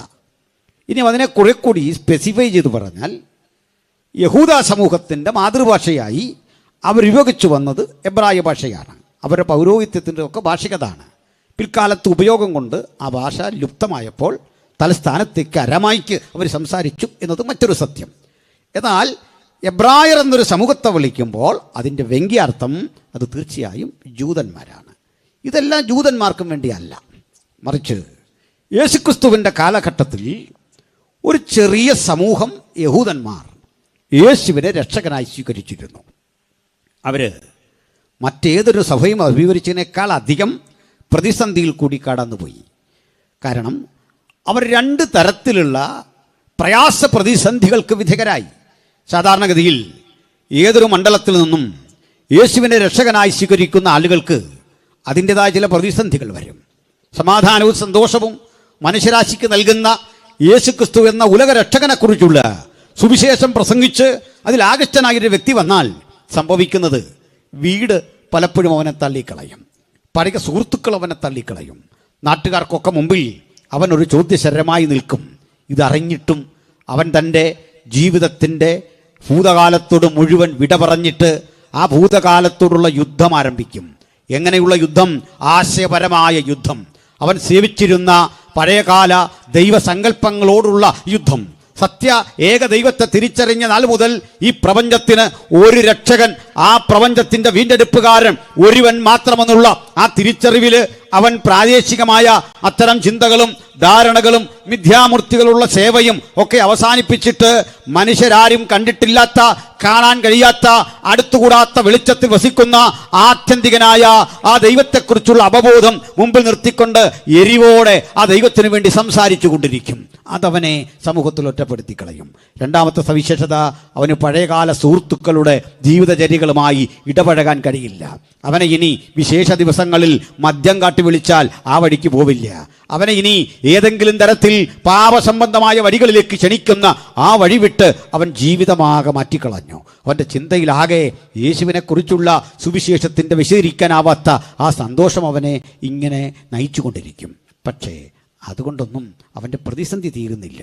അവൻ്റെ പിന്നാലെ ഈ ശക്തികൾ നിരന്തരം പോരാടിക്കൊണ്ടിരിക്കും. അങ്ങനെ പ്രാണനും ബലികഴിക്കേണ്ടി വന്ന ഒത്തിരി മനുഷ്യരുടെ ചരിത്രമാണ് വാസ്തവത്തിൽ ക്രിസ്ത്യാനിറ്റിയുടെ ചരിത്രം എന്ന് പറയുന്നത്. നിങ്ങൾ ഈ അടുത്ത കാലത്ത് മാത്യു സാമുവൽ എന്നറിയപ്പെടുന്ന ഒരു മനുഷ്യൻ്റെ ഒരു വീഡിയോ അദ്ദേഹത്തിൻ്റെ ഒരു ചാനലിൽ വന്നത് ശ്രദ്ധിച്ചിട്ടുണ്ടാകും. ഈ മാത്യു സാമുവൽ ടെഹൽക്ക എന്നറിയപ്പെടുന്ന ഒരു പഴയ ഇൻ്റർനെറ്റ് മാസികയുടെ എഡിറ്ററായിരുന്നു. അദ്ദേഹം ആ ജോലിയൊക്കെ രാജിവെച്ചിട്ട് നാരദ എന്ന് പറയുന്നൊരു ചാനലിൽ കുറേ നാൾ പ്രവർത്തിച്ചു. ഇപ്പോൾ അദ്ദേഹം സ്വന്തം യൂട്യൂബ് ചാനലിലൂടെ ചില വിഷയങ്ങൾ ഇങ്ങനെ വിശദീകരിച്ചുകൊണ്ടിരിക്കുകയാണ്. ആ കൂടെയാണ് എങ്ങനെയാണ് പ്രൊട്ടസ്റ്റന്റ് ക്രിസ്ത്യാനികൾക്കിടയിൽ ഇവാഞ്ചലിക്കൽസ് ഞങ്ങളെപ്പോലുള്ള ആളുകൾ നിലയുറപ്പിച്ചതും വളരുന്നതും എന്നുള്ള ആ വസ്തുത 3 വീഡിയോകളിലായി ഇങ്ങനെ സംസാരിക്കുമ്പോൾ ഇങ്ങനെ പീഡകറ്റ മനുഷ്യരുടെ കഥ കൃത്യമായി വിശദീകരിക്കുന്നുണ്ട്. അദ്ദേഹം ഒരിക്കലും ഈ മാർഗത്തിൻ്റെ ആളോ അതിൻ്റെ സഹകാരിയോ അല്ല. പക്ഷേ 3 പരമ്പരകളായി അദ്ദേഹം ഇവാഞ്ചലിക്കൽ ക്രിസ്ത്യൻസിൻ്റെ പെട്ടെന്നുള്ള ആ വളർച്ച ഇന്ത്യ മഹാരാജ്യത്തും ലോകത്തിൻ്റെ പലയിടങ്ങളിലും സംഭവിക്കുന്നതിനെക്കുറിച്ചുള്ള വിശദീകരണം നൽകിക്കൊണ്ടിരിക്കുകയാണ്. നിങ്ങളൊക്കെ കാണേണ്ട ഒത്തിരി കാര്യങ്ങൾ അതിലുണ്ട്. എന്തെന്നാൽ പീഡകളുടെ നടുവിലൂടെയാണ് ഈ ക്രൈസ്തവ സഭ 2000 ആണ്ടായി വളർന്നത്. ഇത് എന്തെങ്കിലും നേടിയെടുക്കാവുന്ന ഒരു മാർഗമായിട്ടല്ല വിശദീകരിക്കപ്പെടുന്നത്. മറിച്ച് വേണ്ടി വന്നാൽ പ്രാണനും ഈ മഹത്തരമായ നാമത്തിന് വേണ്ടി സമർപ്പണം ചെയ്യാൻ കഴിവുള്ളവരാണ് ഈ സമൂഹത്തിൻ്റെ ശക്തി എന്ന് പറയുന്നത്. ഇന്ന് ഈ ശുശ്രൂഷ അവസാനിക്കുമ്പോൾ ചില കൂടി അനിവാര്യമെങ്കിൽ യേശുവിന് വേണ്ടി പ്രാണനം വെച്ചു കൊടുക്കാൻ സന്നദ്ധരായി മുമ്പോട്ട് വരണം എന്ന ഉൾക്കാഴ്ചയാണ് ഞങ്ങളെ ഭരിക്കുന്നത്. സ്തോത്രം. അപ്പോൾ എബ്രായ ക്രിസ്ത്യാനികൾ നേരിട്ടത് നമ്മുടെയൊക്കെ സാഹചര്യം അനുസരിച്ച് നാടും വീടും ഒരുപക്ഷെ എതിരായി വരാം. എങ്കിലും മഹാപ്രതിഫലമുള്ള ധൈര്യം തള്ളിക്കളയാതെ അവർ മുമ്പോട്ട് വരും. എബ്രായ ക്രിസ്ത്യാനികൾ നേരിട്ടത് മറ്റൊരു പീഡയായിരുന്നു. എന്താണ് ആ പീഡ എന്ന് പറയാം. ഒന്ന്, സ്വാഭാവികമായി അവർ ജീവിച്ചിരുന്ന യഹൂദമതം ഇവരെ പീഡിപ്പിച്ചു. അത് നാച്ചുറലാണ്. മുമ്പ് നിന്ന ആ മതം, ആ മാർഗം അവരെ പീഡിപ്പിച്ചു. എന്തുകൊണ്ടാണ് പീഡിപ്പിച്ചെന്നറിയണ്ടേ? ആശയപരമായ ഒരു സംഘട്ടനത്തിന് ശക്തിയില്ല. നിങ്ങൾ ഓർക്കണം, ലോകത്തിലെ ആദ്യത്തെ കൊല തന്നെ എന്തിനു വേണ്ടിയുള്ളതാ? മതപരമായ വൈരാഗ്യത്തിൻ്റെ പേരിലായി. ആരാധനയിൽ ജയമെടുത്ത ഹാബേൽ എന്ന മനുഷ്യനെ ആരാധനയിൽ പരാജയപ്പെട്ടവൻ കയീൻ എന്ന സ്വന്തം സഹോദരൻ കൊന്നൊടുക്കിക്കൊണ്ട് മതവൈരത്തിൻ്റെ ആദ്യത്തെ സംഘട്ടനം അവിടെ നടമാടുകയാണ്. എന്താ ഇതിൻ്റെ അർത്ഥം? ജീവിതത്തിൽ ഇത്തരം കൊലകളുടെ പ്രധാനപ്പെട്ട കാരണം ആശയപരമായൊരു തോൽവിയാണ്. അതിനെ സ്ഥാപിച്ചെടുക്കാൻ കഴിയാതെ ആശയങ്ങൾ മുഴുവൻ അപ്രസക്തമാകുമ്പോൾ അവനെ തന്നെ ഉന്മൂലനം ചെയ്യുക എന്ന ഹൃദയത്തിൽ കിടക്കുന്ന പാപബോധം അവരെന്നെ കൊല്ലും. നിങ്ങൾ ആലോചിച്ചാട്ടെ, പലപ്പോഴും നമ്മൾ നമ്മുടെ സമൂഹത്തിൽ കാണുന്നത് എന്തുകൊണ്ടാണ്? നിരീശ്വരന്മാർ എന്നൊരു കൂട്ടരുണ്ട്. നമ്മളൊന്നും വെറുക്കേണ്ട മനുഷ്യരല്ല, ആദർശമുള്ള മനുഷ്യരാണ്. അവർ നമ്മോട് പറയുന്നത് എന്താണെന്നറിയണ്ടേ? നിങ്ങൾക്ക് ദൈവമുണ്ട്, പക്ഷേ ലോകത്ത് ഏറ്റവും അധികം മനുഷ്യൻ ദൈവത്തിന് വേണ്ടിയല്ലേ തമ്മിലടിച്ചത്? ദൈവത്തിന് വേണ്ടിയല്ലേ ചോര ചൊരിഞ്ഞത്? ദൈവത്തിൻ്റെ അരികിലേക്ക് ചെല്ലാൻ ചോരയുടെ വഴികളല്ലേ നിങ്ങൾ പറഞ്ഞു കൊടുക്കുന്നത്? എൻ്റെ ദൈവത്തിനേറെ ഇഷ്ടം അന്യമതത്തിൽപ്പെട്ടവൻ്റെ ചോരയാണെന്ന് ചെറുപ്പം മുതൽ പഠിപ്പിച്ചു വിടുന്ന കുഞ്ഞു ബാല്യങ്ങളുണ്ട്. ആ മനസ്സിൽ തളർച്ചു കയറുന്ന അത്തരം ബോധം കൊണ്ട് തൊട്ടടുത്ത ബെഞ്ചിലിരിക്കുന്നവനെ പോലും അവിശ്വാസിയായി കണ്ട് കൊന്നുകളയാൻ പഠിപ്പിക്കുന്ന മതബോധത്തിൻ്റെ ജീർണതയ്ക്കെതിരെ ഇത്തരം ആളുകൾ സംസാരിക്കുമ്പോൾ നിങ്ങളുടെ മനോഭാവം എന്താ? അവർ പറയുന്നതിൽ ശരിയില്ലേ? അവർ പറയുന്നതിൽ കാര്യമില്ലേ? നോക്കണം. മറ്റൊന്ന്, എത്രയോ മനുഷ്യർ നമ്മുടെ സമൂഹത്തിൽ വിശന്ന് മരിക്കുന്നു. എത്രയോ കുട്ടികൾ പോഷകാഹാരമില്ലാതെ നശിക്കുന്നു. ഈ കുഞ്ഞുങ്ങൾക്കൊക്കെ കൊടുക്കേണ്ട പോഷകാഹാരം ഇതാ നമ്മൾ വഴിപാടുകളായി മറ്റു പല പ്രക്രിയകളായി ഇങ്ങനെ ദൈവനാമത്തിൽ അർപ്പിച്ച് കളയുന്നു എന്ന് ആളുകൾ വാദിക്കുമ്പോൾ അതിലൊരു ശരിയുണ്ടെന്ന് വിശ്വസിക്കാൻ ഞാനും നിങ്ങളുമൊക്കെ ബാധ്യസ്ഥരാ. ആ ശരി കണ്ടിട്ട് അവരെ നിരീശ്വരന്മാർ എന്ന് അടച്ചാക്ഷേപിച്ച് പോയിട്ട് കാര്യമില്ല. ഒരു ഉത്തരം നമ്മുടെ മുമ്പിലുണ്ടാകണം. ഞാൻ ആ വഴിക്ക് ഒത്തിരി പോകുന്നില്ല. എന്നാൽ രണ്ടാമത്തെ പീഡ എങ്ങനെ സംഭവിച്ചു എന്ന് പറയാം. അത് ഗവൺമെൻറ് ഔദ്യോഗികമായി ക്രിസ്ത്യാനിറ്റിയെ പീഡിപ്പിച്ചു. യഹൂദ ക്രൈസ്തവരെ, സകല ക്രൈസ്തവരെയും അന്ന് നിലവിലിരുന്ന ഏതാണ്ട് 5000 മൈൽ നീളത്തിൽ 4000 മൈൽ വീതിയിൽ വ്യാപരിച്ചു കിടന്ന ഈ റോമൻ സാമ്രാജ്യം അതിൻ്റെ ശക്തിമത്തായ ഇരുമ്പായുധങ്ങൾ കൊണ്ട്, ഇരുമ്പ് പല്ലുകൾ കൊണ്ട് ക്രിസ്തീയ സഭയെ കടിച്ചു കുടയുന്ന ഒരു കാലഘട്ടമാണ്. അത് ഏതാണ്ട് 3 നൂറ്റാണ്ട് നീണ്ടു നിന്നു എന്ന് പറയുമ്പോഴാണ് ആ പീഡനത്തിൻ്റെ കാഠിന്യം. 10 റോമൻ ചക്രവർത്തിമാർ 3 നൂറ്റാണ്ട് കൊണ്ട് ഇരുമ്പ് പല്ലുകൾ കൊണ്ട് കടിച്ചു കുടഞ്ഞ് ഉന്മൂലനം ചെയ്യാൻ ഈ മാർഗത്തെ ശ്രമിച്ചുകൊണ്ടിരിക്കുന്ന കാലഘട്ടത്തിൻ്റെ പ്രാരംഭമാണ് ഞാൻ സൂചിപ്പിക്കുന്നത്. അന്ന് രാജ്യം ഭരിക്കുന്ന ഭരണകൂടം ചെയ്തുകൊണ്ടിരുന്ന പീഡയുടെ രീതി ഇന്നത്തെ രീതിയുമായിട്ടൊക്കെ ഒത്തിരി വ്യത്യാസമാണ്. ഇന്നിപ്പോൾ നമ്മൾ ഒരു പരസ്യോഗം നടത്താനോ ഒരു പൊതുയോഗമൊക്കെ നടത്താനോ വന്നാൽ ചിലതരം ആളുകൾ വന്ന് ഈ മൈക്കെടുത്തെറിയുക, ദൈവാസന്മാരെ ഒരു തള്ളൊക്കെ കൊടുത്തു വിടുക, തല്ല് കൊടുത്തു വിടുക, ഇങ്ങനെയൊക്കെയാണ്. ഞങ്ങൾ ക്ഷമിച്ച് മൈക്കൊക്കെ ആയിട്ട് അടുത്ത സ്ഥലത്തേക്ക് പോകും. നിങ്ങൾക്കിത് വേണ്ടെങ്കിൽ വേണ്ടെന്നേ. ഇത് ഞങ്ങൾ നിർത്തിപ്പോയാൽ ഇതിൻ്റെ പിന്നാലെ മറ്റൊരു സമൂഹം വരും. അവർ ഈ ജോലി ഏറ്റെടുക്കും. ഒരു കാര്യം മനസ്സിലായോ? സുവിശേഷത്തിൻ്റെ ആദ്യത്തെ യോഗം വർഷങ്ങൾക്കപ്പുറത്ത് ആരംഭിച്ച ശേഷം ഇന്ന് വരെ നിലച്ചിട്ടില്ല. ഇന്ന് വരെ ഞാൻ പ്രസംഗിക്കുന്ന രാത്രി വരെ നിലക്കാത്ത ഒറ്റ സന്ദേശമേ ഉലകത്തിലുള്ളൂ. അതിൻ്റെ പേരാണ് സുവിശേഷം. ഞങ്ങൾ പോയാൽ മറ്റൊരു തലമുറ ഇതുവഴി തന്നെ വരും. അന്ന് നിരാകരിച്ചവന്റെ കൊച്ചുമക്കൾ അതിന് കണക്ക് പറയേണ്ട ഒരു കാലം വരുമെന്ന് തെളിയിച്ചു വെച്ച ചരിത്ര സംഗതികളുടെ നടുവിലാ ഞാൻ ഇന്ന് യേശുവിനെ ഉയർത്തുന്നത് എന്ന കാര്യം മറക്കണ്ട. സ്തോത്രം. എന്നാൽ റോമക്കാരൻ്റെ പീഡ അങ്ങനല്ല. അവൻ ചെയ്തുകൊണ്ടിരുന്നത് അതിക്രൂരം. അങ്ങനെ ചിന്തിക്കാൻ റോമക്കാരനെ പ്രേരിപ്പിച്ച ചില ഘടകങ്ങളുണ്ട്. ഒന്നാമത്തെ കാര്യം, ഞങ്ങളുടെ ഈ കൂട്ടായ്മയൊക്കെ കണ്ടാൽ അതിനകത്ത് ശ്രദ്ധേയമായ ഒരു വിഗ്രഹം ഇരിപ്പില്ല, അല്ലെങ്കിൽ ഏതെങ്കിലും ഒരു രൂപം ഇരിപ്പില്ല. അതുമല്ലെങ്കിൽ നിങ്ങൾക്ക് ശ്രദ്ധിക്കപ്പെടുന്ന ഏതെങ്കിലും ഒരു ചടങ്ങും കാണാൻ പറ്റുന്നില്ല. അപ്പോൾ ഒരു മതം എന്ന് പറയുന്ന സംവിധാനത്തിൻ്റെ സ്വഭാവമോ ഘടകമോ ഒന്നും അതിനില്ല.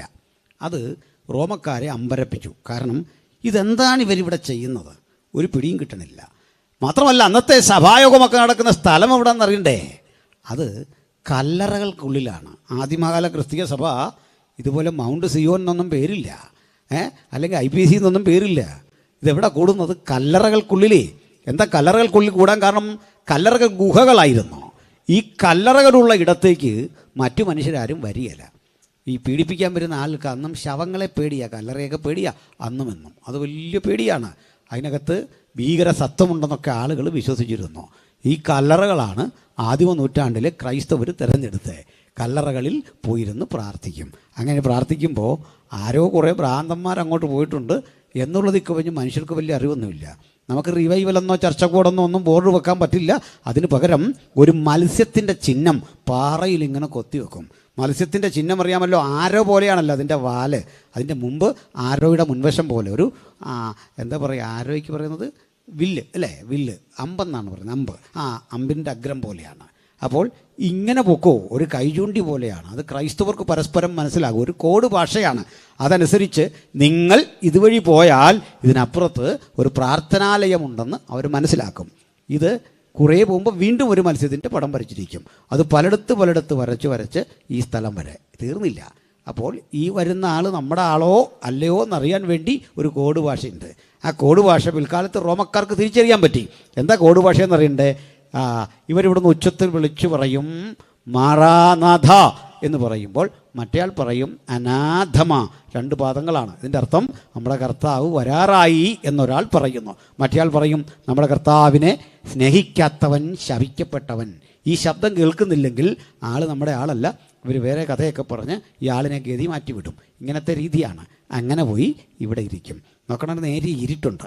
ഈ തോറ എന്ന ഗ്രന്ഥ ചുരുളും കൊണ്ടാണ് പോകുന്നത്. അവിടെ പോയിട്ട് യേശുവിനെക്കുറിച്ചുള്ള പ്രവചന ഭാഗങ്ങൾ അങ്ങോട്ട് വായിക്കും.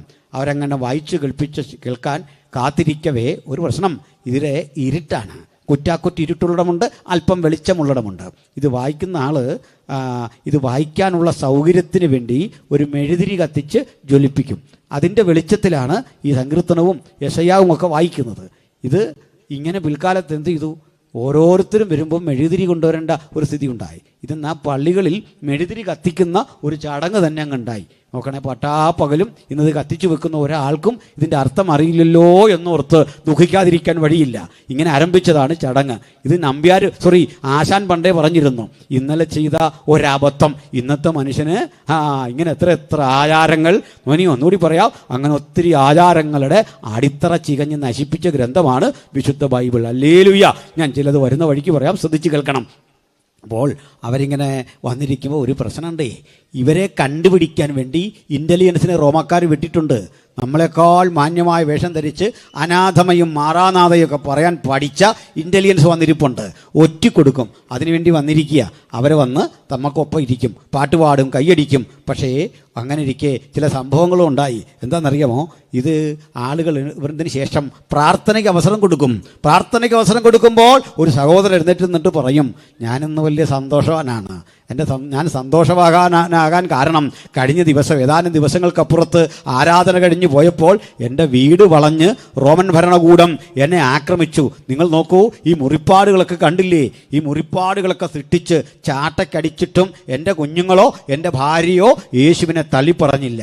ഞങ്ങൾ ജയമെടുത്ത് ഇവിടെ വന്നിട്ടുണ്ട്. ഇത് കേൾക്കുമ്പോഴേക്ക് വലിയൊരാരവം ജനങ്ങൾക്കിടയിൽ ഉണ്ടാകും. അവർ കൈയടിച്ച് ദൈവത്തിന് മഹത്വം അർപ്പിക്കും, ഹൃദയം തുറന്ന് ദൈവത്തിന് മഹത്വം അർപ്പിക്കും.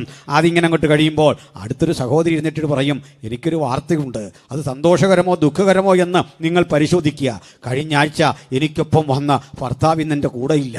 അതിൻ്റെ കാരണം മറ്റൊന്നല്ല, അദ്ദേഹത്തെ ഞങ്ങളുടെ മുമ്പിൽ വെച്ച് അതിക്രൂരമായി പിടിച്ച് വലിച്ചിഴച്ചു കൊണ്ടുപോയി ക്രൂര മൃഗങ്ങളുടെ മുമ്പിൽ ഇട്ടുകൊടുത്തു. സിംഹം കടിച്ചു കുടഞ്ഞ് ആ മനുഷ്യൻ്റെ പ്രാണനെടുക്കുമ്പോൾ സിംഹക്കുഴിൽ കിടന്നുകൊണ്ട് ആ മനുഷ്യൻ പറഞ്ഞ്, വിട്ടുപിരിഞ്ഞ് ക്രിസ്തുവിനോട് കൂടെ ആയിരിക്കുന്നത് എനിക്കേറെ നല്ലത്, എനിക്ക് ജീവിക്കുന്നത് ക്രിസ്തുവും മരിക്കുന്നത് ലാഭവും, അതുകൊണ്ട് യേശുവിനെ തള്ളരുതേ എന്ന് പറഞ്ഞ് ഞങ്ങളെ ഇവിടേക്ക് യാത്ര അയച്ചു. സ്തോത്രം. ഇത് കേൾക്കുമ്പോഴേക്ക് ജനങ്ങൾക്കിടയിലേക്ക് വലിയൊരു ഉണർവ്, ആ ഉണർവിൻ്റെ ആരവാരം ജനങ്ങളെ ഇങ്ങനെ എന്നും ഉണർത്തിക്കൊണ്ടിരിക്കും. ആ അന്തരീക്ഷത്തിൽ കുറ്റവാളികളായി പരിഗണിച്ചിരുന്ന നമ്മെ കണ്ടിട്ട് ഒറ്റിക്കൊടുക്കാൻ വന്നവൻ്റെ ഹൃദയം പോലും അലിയും. അങ്ങനെ നിരവധി പേര് ആ കാലഘട്ടത്തിൽ റോമാക്കാരും യേശുവിനെ രക്ഷിതാവായി സ്വീകരിച്ചു എന്നുള്ള ഒരു യാഥാർത്ഥ്യം ഈ തിരുവെഴുത്തിൻ്റെ ചരിത്രത്തെ ആസ്പദമാക്കി പറയുമ്പോൾ ഒരിക്കൽ എതിർപ്പിൻ്റെ മനസ്സോടെ ഈ പുസ്തകത്തെ, അതിൽ വിരാജിക്കുന്ന നസ്രായനായ യേശുവിനെ, അവൻ്റെ സുവിശേഷത്തെ നിരാകരിച്ച ജീവിതങ്ങളുടെ കുടുംബങ്ങളിൽ നിന്ന് നിരവധി ആളുകൾ ഈ ഗ്രന്ഥം കയ്യിലെടുക്കാൻ പ്രാപ്തരായി മുമ്പോട്ട് വന്നു എന്ന് ഞാൻ സന്തോഷപുരസരം പറയട്ടെ. ആദരനായ ശശി തരൂരിൻ്റെ കുടുംബത്തിലുണ്ട് ഈ ബൈബിൾ എടുത്ത ആളുകൾ. ആദരനായ വെള്ളാപ്പള്ളി നടേശൻ സാറിൻ്റെ വീട്ടിൽ ഈ പുസ്തകം എടുത്ത ആളുകളുണ്ട് എന്നത് ഞങ്ങളെ സന്തോഷിപ്പിക്കുന്നു. സർവശ്രീ ബഹുമാനായ നായനാരുടെ, നമുക്ക് ഏവർക്കും വളരെ പ്രിയപ്പെട്ട നായനാരുടെ കുടുംബത്തിൽ നിന്നും ഈ പുസ്തകം കരങ്ങളിലെടുത്ത ആളുകളുണ്ട് എന്നത് നമ്മളെ സന്തോഷിപ്പിക്കുന്നു.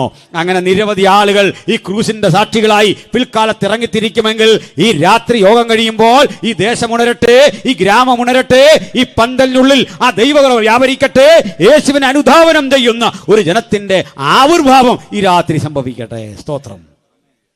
ഞാനെന്തിനാ പറഞ്ഞേ സഹോദരങ്ങളെ, ഇവിടെ ഇതാ ഈ ചർച്ച് പീഡിപ്പിക്കപ്പെട്ടു ഇതുപോലെ. അന്നത്തെ പീഡയുടെ ചില കഥകളെ പറഞ്ഞുള്ളേ. ചുണ്ണാമ്പ് ചൂളയിലേക്ക് കക്ക നീട്ടിയിട്ട് അതിലേക്ക് മനുഷ്യനെ ഇറക്കി നിർത്തി കൊന്നുകളയും. ഭാര്യയുടെയും മക്കളുടെയൊക്കെ മുമ്പിൽ വെച്ചാണ് ആ വീട്ടിലെ ആ കുടുംബനാഥനെ പിടിച്ച് സിംഹത്തിൻ്റെ മുമ്പിൽ ഇട്ട് കൊടുക്കുന്നത്. അത് കണ്ണു തുറന്ന് കാണുന്നില്ല, ചാട്ടക്കടിക്ക് ഈ അമ്മയുടെ ഒക്കത്ത് കിടക്കുന്ന പിഞ്ചോമനെ പിടിച്ച് നിലത്തടിച്ചു കൊല്ലും. നിങ്ങളതൊക്കെ ഒത്തിരി സംഭവങ്ങൾ പറയാനുണ്ട്. ഞാനൊരിക്കലൊരു കാഴ്ച കണ്ട് ഹൃദയം വല്ലാതെ നുറങ്ങി. ഈജിപ്തിൽ ഒരു സവിശേഷമായ സ്ഥലമുണ്ട്, കണ്ടാൽ അനാകർഷണീയമാണ്. എന്തിനാണ് ഈ ഗൈഡ് ഇതുവഴി കൊണ്ടുപോകുന്നൊന്നും തോന്നിയില്ല.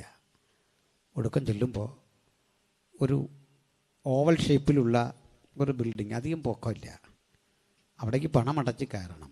കയറിക്കഴിയുമ്പോഴാണ് മനസ്സിലാകുന്നത് ഇതിൻ്റെ നിലകൾ താഴേക്കാണ്, അണ്ടർഗ്രൗണ്ട് ബിൽഡിങ്ങാണ്. ഇറങ്ങി ചെല്ലുമ്പോൾ കുറേ കന്യാസ്ത്രീകൾ ഇങ്ങനെ പ്രാർത്ഥിച്ചുകൊണ്ട് നിൽപ്പുണ്ട്. എനിക്ക് വലിയ താല്പര്യമായിട്ട് തോന്നിയില്ല. അല്ലെങ്കിൽ ഏതെങ്കിലും ഒരു സ്ഥലത്ത് നിന്ന് ഞാൻ ഈ സിമൻറ്റ് പന്തൽ കാണാൻ വേണ്ടി പോവില്ല. ചരിത്ര പ്രാധാന്യമുള്ള സ്ഥലങ്ങളൊക്കെ കാണണം. ഞാൻ ആ ഗൈഡിൻ്റെ അടുത്ത് പറഞ്ഞു, ഞാനങ്ങോട്ട് വരുന്നില്ല. അദ്ദേഹം പറഞ്ഞു, അങ്ങനെയല്ല, വരണം. ഇപ്പം സംസാരിച്ച് കഴിഞ്ഞ് കാണുന്ന കാഴ്ച, ധാരാളം തലയോട്ടികൾ വച്ചിരിക്കുന്നു. ആ തലയോട്ടികൾ ഗ്ലാസ്സിനുള്ളിൽ ഇങ്ങനെ സൂക്ഷിച്ച് വച്ചിരിക്കുകയാണ്. ആ തലയോട്ടികൾക്കെല്ലാം ഒരു പ്രത്യേകത ഗൈഡ് കാണിച്ചു തന്നു. ഉച്ചയ്ക്കൊരു മുറിവുണ്ട് ചിലതിൽ. ചില മുറിവുകൾക്കുള്ളിൽ സൂചിമുന പോലെ തടി രൂപപ്പെടുത്തിയിട്ട് അതടിച്ചിറക്കി അനങ്ങാതിരിപ്പുണ്ട്. ചിലതിൽ വലിയ ഇരുമ്പാണികൾ അടിച്ചിറക്കിയിട്ടുണ്ട്. എന്തിനാണെന്ന് ചോദിച്ചപ്പോൾ, കലിഗുള എന്നു പേരായൊരു റോമൻ ചക്രവർത്തി ക്രൈസ്തവ യുഗാക്കളെ കൊന്ന രീതി ഉച്ചയ്ക്ക് ഇങ്ങനെ കൂർത്ത തടിയടിച്ചിറക്കിയായിരുന്നു. ഇത് കാണാൻ അമ്മയെ കൊണ്ടുവരും. സ്വന്തം അമ്മയുടെ മുമ്പിൽ വെച്ച് കൂർത്ത ഇത്തരം തടിയടിച്ച് മകനെ കൊല്ലുമ്പോൾ എന്താ വേണ്ടതെന്നറിയണ്ടേ? നിനക്കും വരുന്നു അടുത്തത്. അതുകൊണ്ട് യേശുവിനെ തള്ളിപ്പറയണം. അമ്മമാർ യേശുവിനെ തള്ളിയില്ല. സ്വന്തം മക്കൾ പിടഞ്ഞു മരിക്കുമ്പോഴും യേശുവിനെ തള്ളാത്ത മഹാപ്രതിഫലമുള്ള ധൈര്യമുണ്ടല്ലോ, ആ ധൈര്യമായി രാത്രി നമ്മുടെ എല്ലാം കരുത്ത്. ആ ധൈര്യത്തിൻ്റെ ഒരളവ് അടിയനം തരണമേ നമുക്ക് പ്രാർത്ഥിക്കാം. ഒരളവ് അത് നമ്മെ മാറ്റിമറിക്കും, നമ്മുടെ സ്ഥിതിഗതികൾ മാറ്റും. ഇങ്ങനെ കഷ്ടങ്ങളുടെ തീച്ചൂള കടന്ന് ഇവിടെ വരെ വന്നവരാ നമ്മൾ. അഭിമാനമുള്ള ദൈവമക്കളെ ഓർത്ത് ഞാൻ ദൈവത്തെ സ്തുതിക്കുന്നു. ഈ രണ്ടു തരം പീഡകൾ ശക്തിപ്പെടുമ്പോൾ എബ്രായ ക്രൈസ്തവർ ആകെ വിഷമിച്ചു. 9-ാം അധ്യായമൊക്കെ വായിക്കുമ്പോൾ കാണുക, ഇവരുടെ വീടുകൾ വന്ന് കൊള്ളയടിച്ചു. എങ്ങനെ കൊള്ളയടിക്കുമോ എന്ന് അറിയണ്ടേ? അവർ മനസ്സിലാക്കി ഇതൊക്കെ പോട്ടെന്നേ, നമുക്ക് നിലനിൽക്കുന്നൊരു സമ്പത്തുണ്ടെന്നറിഞ്ഞ് സമ്പത്തുക്കളുടെ അപഹാരം സഹിച്ചു കളഞ്ഞു. മാത്രമല്ല, ഇവർ ചിലരെ വലിച്ചിഴച്ച് തടവിലാക്കി. തടവിൽ കൊണ്ടിട്ടപ്പോൾ സഭ കളക്ഷൻ എടുത്തിട്ട് തടവിൽ പോയ ആളുകളുടെ കുടുംബാംഗങ്ങൾക്ക് ഭക്ഷണം കൊടുത്തു. അവരെ തള്ളിക്കളഞ്ഞില്ല. ഇബ്രാഹിമിനടുത്ത് പറയുക, തടവുകാരോട് നിങ്ങൾ സഹതാപം കാണിക്കുക മാത്രമല്ല, സ്വർഗത്തിൽ ഉത്തമ സമ്പത്തുണ്ടെന്നറിഞ്ഞുകൊണ്ട് സമ്പത്തുക്കളുടെ അപഹാരം നിങ്ങളെ കൊള്ളയിട്ടപ്പോൾ പോട്ടെന്ന് വെച്ചു. ചെറിയ നഷ്ടം സഹിക്കാൻ കഴിയാത്ത എത്ര വിശ്വാസി ഇന്ന് ഇവിടെ ഇരിപ്പുണ്ടെന്നേ. നമുക്ക് ലജ്ജയോടെ വേണം ഇവിടുന്ന് പോകാൻ കേട്ടോ. ചെറിയൊരു നഷ്ടം. എന്നാൽ ഇവിടെ അങ്ങനെ സംഭവിച്ചേ. ഈ പീഡയുടെ ആധിക്യത്തിൽ വേറൊരു സംഭവം ഉണ്ടായി. നമ്മുടെ എബ്രായ സഭയിലെ അല്ലെങ്കിൽ പഴയ യഹൂദ സഭയിലെ ചില മേനവന്മാർ വന്നിവരെ കാണാൻ. ഇവർ വന്നിട്ട് പറഞ്ഞു, നിങ്ങൾ പള്ളി വിട്ടു പോയില്ലേ, നിങ്ങൾ മതം വിട്ടു പോയില്ലേ, നിങ്ങൾ യഹൂദ സഭ വിട്ടു പോയപ്പോൾ നിങ്ങൾ എന്തൊക്കെയാ കേട്ടെ? ക്രിസ്തു സമാധാനം തരും, സന്തോഷം തരും, ആനന്ദം തരും, അതിജീവനം തരും. പക്ഷെ കിട്ടിയതെന്താ? കണ്ണീരും ചോരയും വിയർപ്പും അല്ലേ. പള്ളി വിട്ടിറങ്ങിയ നാൾ മുതലൊരു ശാപം നിങ്ങളുടെ പിന്നാലെ ഉണ്ട്. ഇതാ കാരണം. നിങ്ങൾ എന്തിനെതിരാ പറഞ്ഞേ? പകൽ മേഘസ്തംഭമായി, രാത്രി അഗ്നിത്തൂണായി പിതാക്കന്മാർ പ്രാപിച്ചു കൊണ്ടുവന്ന അതിവിശുദ്ധ വിശ്വാസത്തിന്റെ ആധാരശിലകളെ മുഴുവൻ പൗലോസ് എന്നൊരുവൻ വന്ന് പ്രസംഗിച്ച് അട്ടിമറിച്ചു തകർക്കാൻ വന്നപ്പോൾ ക്രിസ്തുവെന്നൊരാൾ ക്രൂശിൽ മരിച്ചു എന്ന് പാടിക്കൊണ്ട് നിങ്ങൾ പ്രചരിപ്പിച്ച ഈ ചിന്താധാരയുടെ പിന്നിൽ അണിനിരുന്നപ്പോൾ നിങ്ങൾക്ക് നഷ്ടമല്ലേ വന്നത്? ഒറ്റ ഉപാധി നിങ്ങളുടെ മുമ്പിൽ, ക്ഷമ പറഞ്ഞ് തിരിച്ചു വരണം. ഞാൻ നോക്കട്ടെ, പള്ളിയിലെ രജിസ്റ്ററിലെ പേരൊന്നും വെട്ടിയിട്ടില്ല. വാ. ഈ തണുത്ത ഒരു മാനസികാവസ്ഥ എഴുത്തുകാരൻ പൗലോസ് എറിഞ്ഞിട്ട് അവരെ വിശ്വാസത്തിൽ ശക്തിപ്പെടുത്താൻ വേണ്ടി എഴുതുന്ന ഗ്രന്ഥത്തിൻ്റെ പേരാണ് എബ്രായർക്ക് എഴുതിയ ലേഖനം. ഈ ലേഖനത്തിൽ വളരെ സവിശേഷമായ ഒരു പ്രയോഗം. ക്രിസ്തു തൻ്റെ ഐഹിക ജീവിത കാലത്ത് തന്നെ മരണത്തിൽ നിന്ന് രക്ഷിക്കാൻ കഴിയുന്നവനോട് ഉറച്ച കണ്ണീരോടും പ്രാർത്ഥനയോടും കൂടെ അഭയയാചന കഴിച്ചു. ഭയഭക്തി നിമിത്തം ഉത്തരം ലഭിക്കുകയും ചെയ്തു. ഇതാണ് വായിച്ചത്. അവിടെ നമ്മുടെ ചിന്തയിൽ ഞാൻ പ്രധാനപ്പെട്ട 3 സന്ദർഭങ്ങൾ കൊണ്ടുവരുന്നു. ഈ 3 സന്ദർഭങ്ങളും യേശു കരഞ്ഞ സന്ദർഭങ്ങളാണ്. ബൈബിളിൻ്റെ രേഖ അനുസരിച്ച് 3 ഇടത്ത് യേശു കരഞ്ഞിട്ടുണ്ട്. അതിലൊന്ന് യേശു കരഞ്ഞത് യോഹന്നാൻ്റെ സുവിശേഷം 11-ാം അധ്യായത്തിൻ്റെ 34, 35, 36 വാക്യങ്ങളിൽ ലാസറിൻ്റെ ഉയർപ്പിനോടനുബന്ധിച്ച് ആ കല്ലറക്കൽ വച്ചാണ്. രണ്ടാമത്തെ കരച്ചിൽ രേഖപ്പെടുത്തിയിട്ടുള്ളത് സുവിശേഷങ്ങളിലാണ്. അതിലൊരു വചനം ഉദ്ധരിക്കാം. വിശുദ്ധ ലൂക്കോസിൻ്റെ സുവിശേഷം 19-ാം അധ്യായത്തിൻ്റെ 40 മുതലുള്ള 41, 42 വേദഭാഗങ്ങളിലാണ്. യേശു യെരൂശലേമിനോട് സമീപിക്കുമ്പോൾ അതിനെ വിചാരിച്ച് കരഞ്ഞു. മൂന്നാമത്തെ കരച്ചിൽ മത്തായിയുടെ സുവിശേഷം 27-ാം അധ്യായത്തിൻ്റെ 40 മുതലുള്ള വേദഭാഗങ്ങളിൽ രേഖപ്പെടുത്തിയിരിക്കുന്നു. അതായത് യേശു ക്രൂശിൽ കിടന്നു ഏലി ഏലി ലമ്മ ശബക്താനി എന്നിങ്ങനെ കരഞ്ഞു. 3 സന്ദർഭങ്ങൾ. 1 ലാസറിൻ്റെ കല്ലറയ്ക്കൽ. 2 യേശു കരഞ്ഞത് അവൻ യെരൂശലേമിനോട് സമീപിക്കുന്ന ഘട്ടം, അതായത് ഒരു കഴുതപ്പുറത്തേറി യേശു വരുന്ന ആ രംഗം. 3-ാമത്തെ സന്ദർഭം അവിടുത്തെ കാൽവറി ക്രൂശിലാണ്. എന്തിനാണ് കരഞ്ഞത്? ഇതൊരു സുപ്രധാനമായ സംഭവമാണ്. ഒരുപക്ഷെ വിശ്വാസികളല്ലാത്ത, ഈ പന്തലിനുള്ളിൽ ഇരിക്കാത്ത, പുറമേ നിന്ന് വചനം കേൾക്കുന്ന ഞങ്ങളുടെ പ്രിയപ്പെട്ട സഹോദരങ്ങൾ ന്യായമായി ഉദ്ധരിക്കാവുന്ന ഒരു ചോദ്യം: ദൈവം കരയുമോ? ദൈവം എന്തിനാണ് കരഞ്ഞത്? ദൈവത്തിന് യോഗ്യമാണോ കരച്ചിൽ? ഞങ്ങളുടെ സംവാദവേദികളിൽ മുസ്ലിം സഹോദരന്മാരൊക്കെ ചോദിക്കുന്നൊരു ചോദ്യമാണ്. യേശു നല്ലൊരു മനുഷ്യനൊക്കെയാണ്, നല്ല പ്രവാചകനാണ്, പക്ഷേ ദൈവമൊന്നുമല്ല, അതുകൊണ്ട് കരഞ്ഞത് എന്തിനാ? ദൈവം കരയുമോ? ദൈവം കരയുമോ എന്ന് മാത്രമല്ല, മറ്റൊരു ചോദ്യം കൂടി ചോദിക്കും: ദൈവം മനുഷ്യനാകുമോ? ദൈവം മരിക്കുമോ? അല്ലല്ല, ദൈവം ജനിക്കുമോ? ചുരുക്കി പറഞ്ഞാൽ മനുഷ്യത്വമുള്ളൊരു ദൈവമോ? അതെന്താണ് കാര്യം? ആ ചോദ്യം തീർച്ചയായും അർത്ഥവത്താണ്. ആ ചോദ്യത്തിന് ഉത്തരം പറഞ്ഞേ പറ്റൂ. അതുവഴി വരാൻ ഈ കരച്ചിൽ ഒരു പ്രധാനപ്പെട്ട കാരണമാണ്. ഞാനതിലേക്ക് വരാം. എന്തിനാണ് യേശു കരഞ്ഞത് എന്ന് പറയും മുമ്പ് യേശു ആരാണ് എന്ന് മനസ്സിലാക്കിയിരിക്കണം. നമുക്കറിയാം, ഏതെങ്കിലും ഒരു വ്യക്തി ഒരു സന്ദർഭത്തെ ആസ്പദമാക്കിയാണ് നേതൃസ്ഥാനത്ത് വരുന്നത്. ചിലർ അത്തരം നേതാക്കന്മാരെ ദൈവമായി കാണും. ഞാൻ വിചിത്രമായ ഒരു കാഴ്ച ഗുജറാത്തിൽ കണ്ടു. ആ കാഴ്ച വേറൊന്നുമില്ല. ഗോഡ്സെ നമ്മളറിയുമല്ലോ, മഹാത്മജിയെ വെടിവെച്ചു കൊന്ന ഗോഡ്സെ. ആ ഗോഡ്സെയ്ക്ക് അദ്ദേഹത്തിൻ്റെ നാമത്തിൽ ഒരു ആരാധനാലയം ഗുജറാത്തിലുണ്ട്. അത് കണ്ട് ചിരി വന്നുപോയി. ആ ഗ്രാമം കണ്ട് ചിരിച്ചു. കാരണം മഹാത്മജി എന്ന ലോകം വാഴ്ത്തുന്ന ആദരണീയനായ ആ വ്യക്തിത്വത്തെ കൊന്നളഞ്ഞു. ആ വ്യക്തിക്ക് ഒരു ദേവാലയം പണി കഴിപ്പിച്ച് അവിടെ ഇരുന്ന ആളുകൾ ആ വ്യക്തിയെ ദൈവമായി കണ്ട് പ്രാർത്ഥിക്കുക. ഒരിക്കലും ഈ ഗോഡ്സെ ഈ സംഭവത്തിന് മുമ്പ് ദൈവമല്ല. എന്നെയും നിങ്ങളെയും പോലും മനുഷ്യരാ, ഒരു സാധാരണ മനുഷ്യനാ. എന്നാൽ ഏതൊക്കെയോ കാരണത്താൽ ഈ ഗോഡ്സെ അവിടെ ആദരിക്കപ്പെട്ടു. വ്യക്തികൾ പലപ്പോഴും ഇങ്ങനെയാണ്. അവർ സാമൂഹിക പരിഷ്കർത്താക്കളാണ്. അവർ സമൂഹത്തിൻ്റെ മാറ്റത്തിന് വേണ്ടി ചിന്തിക്കുന്നവരാണ്. ഗോഡ്സെയുടെ കാര്യം ഒഴിച്ചാൽ ഒരു കാലഘട്ടം കഴിയുമ്പോൾ അവർക്ക് വേണ്ടി ഇത്തരം സ്ഥാപനങ്ങൾ ഉണ്ടാകുന്നു, ഇത്തരം ആളുകളും അണികളും സജ്ജരാകുന്നു. അതിനൊരു ഇൻസിഡൻറ്റ് പറയണം. അത് തെറ്റാണെന്നോ ശരിയാണെന്നോ ഒരു വാദത്തെ ഞാൻ നിങ്ങളുടെ മുമ്പിൽ വെക്കുകയല്ല. ഇതുപോലെ ചിലരെ എടുക്കാം. ഇതിനൊരു അപവാദം ഈ യഹൂദന്മാരുടെ ചിന്തയാണ്. മോശ ശ്രദ്ധേയനായൊരു ലീഡറാണ്, സാമൂഹിക പരിഷ്കർത്താവാണ്, അവരെ രൂപപ്പെടുത്തിയ വ്യക്തിത്വമാണ്. അബ്രഹാം വേണമെന്നെങ്കിൽ അവിടെ രാഷ്ട്രത്തിൻ്റെ തന്നെ സങ്കല്പങ്ങൾ അദ്ദേഹമാണ് രൂപപ്പെടുത്തിയെന്ന് പറയാം. രാഷ്ട്രപിതാവാണെന്ന് പറയാം. അദ്ദേഹമാണ് അവരുടെ ജീവിതചര്യകളെ മുഴുവൻ വിഭാവനം ചെയ്ത ആദ്യ ദർശനത്തിൻ്റെ ഉടമയെന്ന് പറയാം. ഇനി നമുക്ക് മുമ്പോട്ട് വരാം. ദാവീദ് എന്നൊരു മനുഷ്യനെ എടുക്കാം. അവരുടെ ജീവിതത്തിൽ ഏറ്റവും ശക്തനായ ഒരു രാജാവാണ്. നിങ്ങൾക്കറിയണ്ടേ, ഇന്നും ഒറ്റ യഹൂദനും ഈ ദാവീദിനെ ദൈവമായി കാണുന്നില്ല. ഒറ്റ യഹൂദനും മോശയെ ദൈവമായി കാണുന്നില്ല. ഒറ്റ യഹൂദനും അബ്രഹാമിനെ ദൈവമായി കാണുന്നില്ല. എന്നാൽ മറ്റു മതചിന്തകളുടെ അവസ്ഥ അങ്ങനല്ല. അതിൽ പ്രമാണിമാർ പതുക്കെ ദൈവത്തിൻ്റെ സ്ഥാനത്തേക്ക് ഉയർന്നു വരാറുണ്ട്. ക്രിസ്ത്യാനിറ്റിയുടെ ചില വേർഷനുകൾ എടുക്കുക. ആ വേർഷനുകളിൽ ഞങ്ങൾ ഇവാഞ്ചലിക് ക്രിസ്ത്യൻസ് ഒഴികെ മിക്ക ക്രൈസ്തവരും അവർക്കിടയിൽ സംഭവിക്കുന്ന ഒരു പ്രത്യേകത, നെടുനായകത്വം വഹിച്ച് ഒരു സ്ഥാപനത്തെ നയിക്കുകയോ അതുമല്ലെങ്കിൽ ഏതെങ്കിലും തരത്തിൽ ശ്രദ്ധേയമായ ജീവിതം നയിക്കുകയോ ബൈബിളിലെ ഏതെങ്കിലും കഥാപാത്രങ്ങളെയോ ദൈവതുല്യമോ അല്ലെങ്കിൽ വാഴ്ത്തിപ്പാടുന്ന ഒരു പ്രവണതയുണ്ട്. ഞങ്ങളെ സംബന്ധിച്ചിടത്തോളം പൗലോസ് ആദരണീയനാണ്.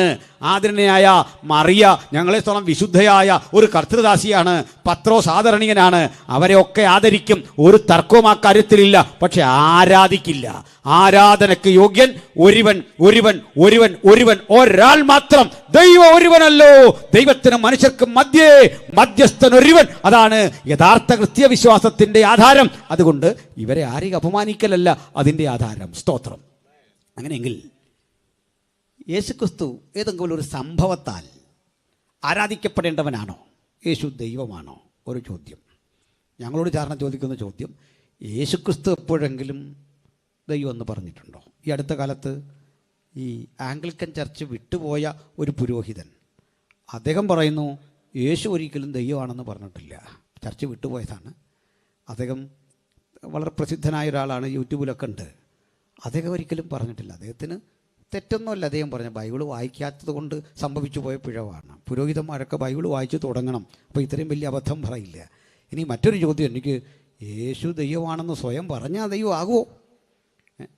അതാണ് അടുത്തൊരു ചോദ്യം. ഏതെങ്കിലും ഒരാൾ ഞാൻ ദൈവമാണ് എന്ന് സ്വയം പറഞ്ഞാൽ ദൈവമാകുമോ? അങ്ങനെയെങ്കിൽ അങ്ങനെ പറഞ്ഞ് എല്ലാവരെയും ആക്കാൻ പറ്റുമോ? ഞാൻ തന്നെ എന്നെക്കുറിച്ച് സാക്ഷ്യം പറഞ്ഞാൽ ആ സാക്ഷ്യത്തിന് വിലയില്ലെന്ന് പറഞ്ഞവനാണ് കർത്താവ്. എനിക്ക് സാക്ഷ്യം പറയാൻ വേറെ ആളുണ്ടെന്ന് കൃത്യം പറഞ്ഞിട്ട് ആളിനെ നമ്മുടെ ഇടയിൽ പരിചയപ്പെടുത്തി. അതുകൊണ്ട് യേശുക്രിസ്തു എന്ന വ്യക്തിത്വത്തെക്കുറിച്ച് ഞാൻ ഇങ്ങോട്ടൊന്ന് പറയാം. ബഹുമാന്യരെ, നമുക്കറിയാം യേശുക്രിസ്തു മറിയ ജോസഫിൻ്റെ മകൻ എന്ന് ലോകം വിചാരിച്ചു എന്നാണ്. അങ്ങനെ വിചാരിച്ചോട്ടെ, തെറ്റൊന്നുമില്ല. യേശുവിന് സഹോദരിമാരുമൊക്കെ ഉണ്ട്. ബൈബിളിൽ കൃത്യം എഴുതിയിട്ടുണ്ട്, ഇവൻ യാക്കോബ് യോസേ എന്നിവരുടെ സഹോദരനല്ലയോ, ഇവൻ്റെ സഹോദരിമാരെയും നമ്മൾ കാണുന്നല്ലേ എന്നൊക്കെ പറയുന്ന ഭാഗമുണ്ട്. അങ്ങനെയെങ്കിൽ ഒരു 12-ാം വയസ്സിൽ യേശു ദേവാലയത്തിൽ മുതിർന്ന മനുഷ്യരുമായിട്ടൊക്കെ സംവാദിക്കുന്നു.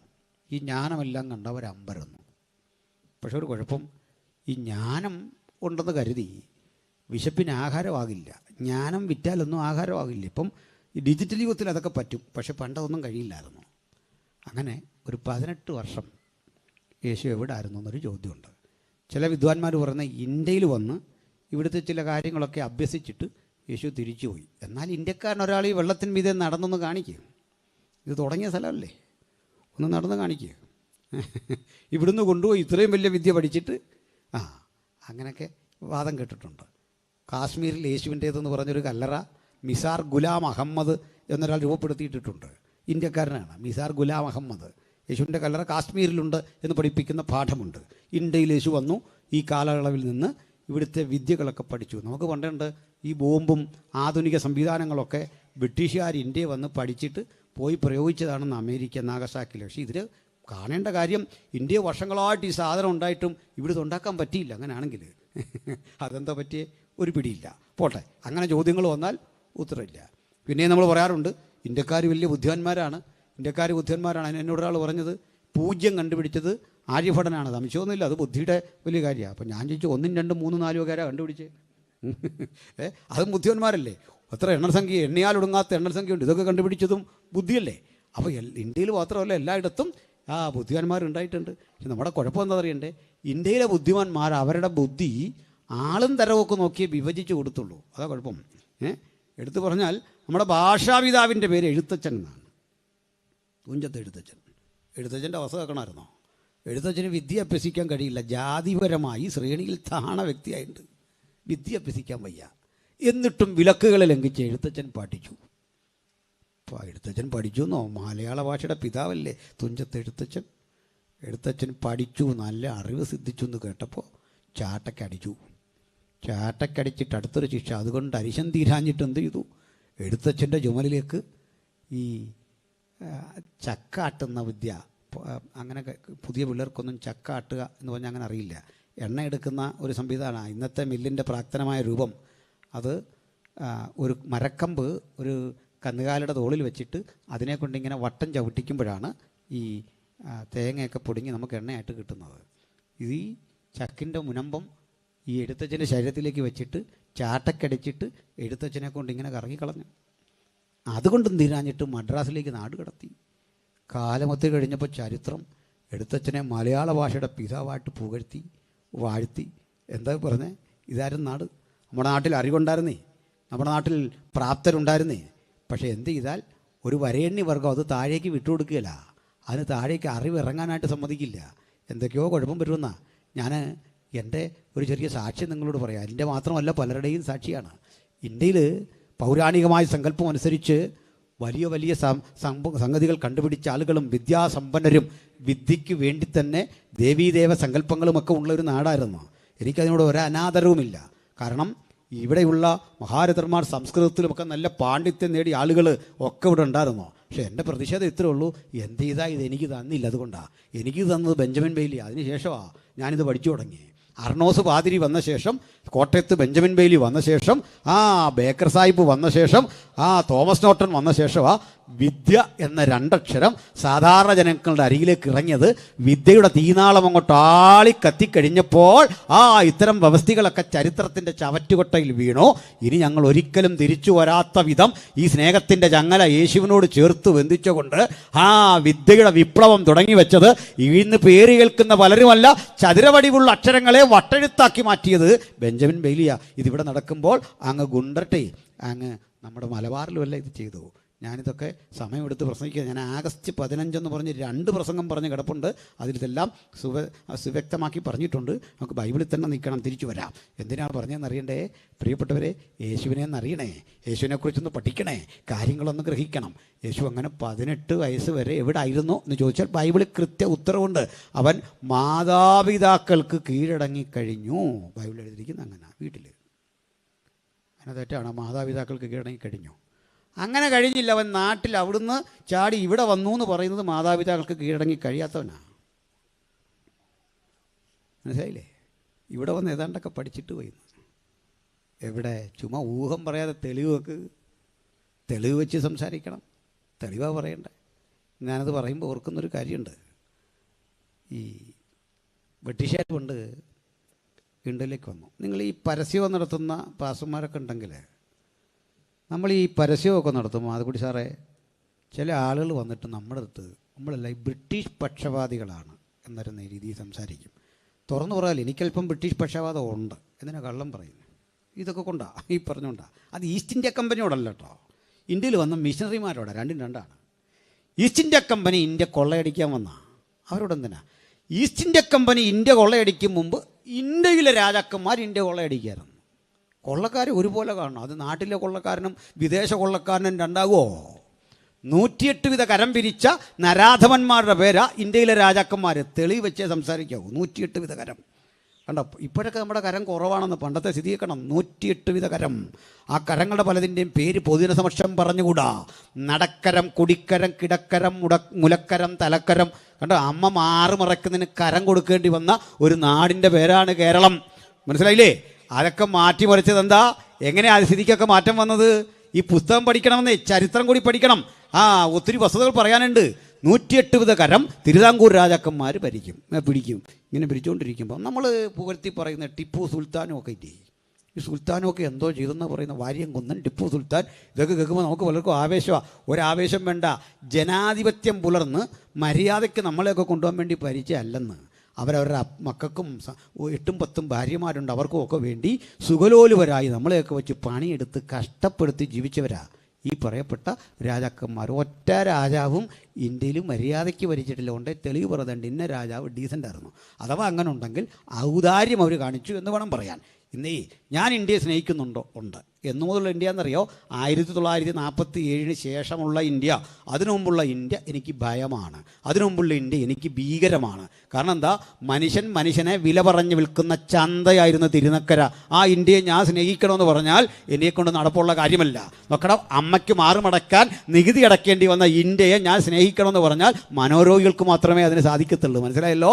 രാജാക്കന്മാർക്ക് ഇംഗിതം പോലെ ജീവിക്കാൻ നല്ല മണ്ണും നല്ല പെണ്ണും രാജാവിൻ്റേതെന്നുള്ള ആപ്തവാക്യത്തിൻ്റെ പിന്നിൽ അണിനിരക്കാൻ ജനാധിപത്യ ബോധമുള്ള മനുഷ്യന് കഴിയില്ല. പക്ഷെ 47 ശേഷമുള്ള ഇന്ത്യയെ ഞാൻ സ്നേഹിക്കും. അതിൻ്റെ കാരണം 47 മുമ്പ് ഞാൻ ഈ രാജ്യത്ത് വെറും പ്രജയാണെങ്കിൽ 47 ശേഷം ഞാൻ പൗരനായി, അവകാശമുള്ള പൗരൻ, ഭരണഘടനയുള്ള പൗരൻ, ഒരു രാജ്യത്തിൽ അന്തസ്സും ആഭിജാത്യം എനിക്ക് തന്ന ഭരണഘടനാ ബോധമുള്ള പൗരനാക്കി എന്നെ മാറ്റിയത് 47 ശേഷമാണെന്ന്. അതിനുമ്പോൾ ബ്രിട്ടീഷുകാരും കണക്കാ, നീയും കണക്കായിരുന്നു. ഇഷ്ടം പോലെ പിരിച്ചു, പാവപ്പെട്ടവനെ വല്ലാതെ വിഷമിപ്പിച്ചു.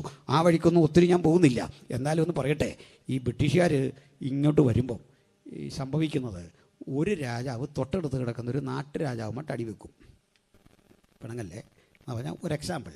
ഇപ്പോൾ പണ്ട് എഴുമറ്റൂർ ഒരു രാജ്യമാണ്, ഒരു നാട്ടുരാജ്യം. അങ്ങനെയൊക്കെ രാജ്യം ഉണ്ടാകുന്ന കേട്ടാൽ തന്നെ അത്ഭുതമാണ്.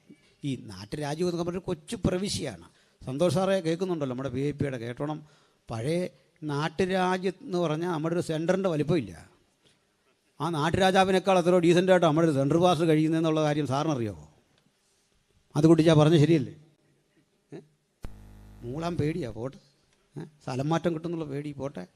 ഇത്തരം നാട്ടുരാജാക്കന്മാരുണ്ടായിരുന്നു ഒത്തിരി. നാട്ടുരാജാക്കന്മാർ പരസ്പരം അടിക്കുക. കാരണം ഈ നദിയൊക്കെയാണ് അതിൽ.